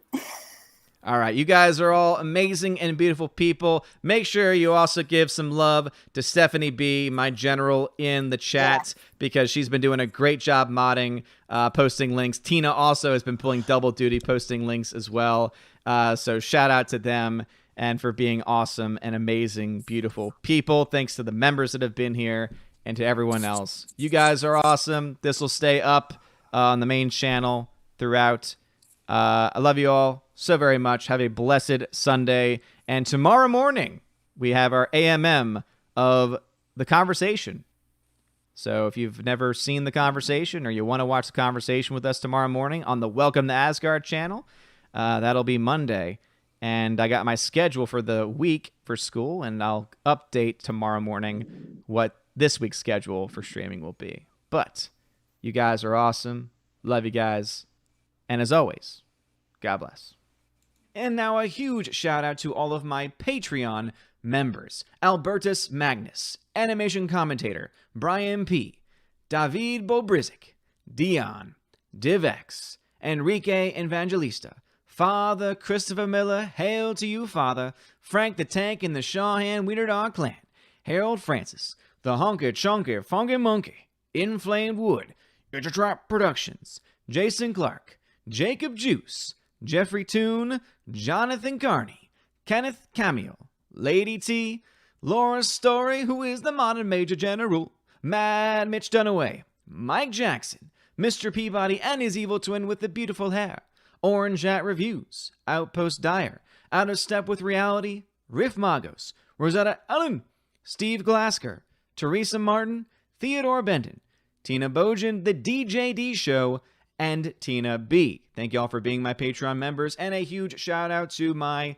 Subscribe Star members, Stand For, John B., Perpetual Punster, Robert Revo, Mr. Roy, Glinzer, G2 Cool 99, Darkstar 57, Alex McCarthy, or J. Alex McCarthy Jr., US 888209 Fast, Dean Heiss, Harold Francis, J. Rod the Beer Guru, Nevadan G. Adams, and ZK-Man, and Father Damian Cook.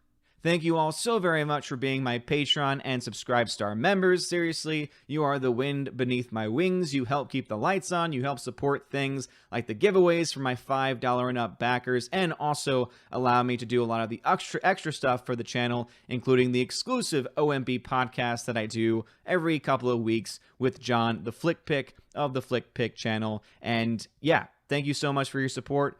Don't want to really drag it out too long this month. You guys are amazing and beautiful people. If you want to have a name shout out, if you want to have access to giveaways, podcasts, any of that kind of stuff, check the links in the description for Patreon and Subscribe Star. You guys rock. Have a wonderful day. And as always, God bless.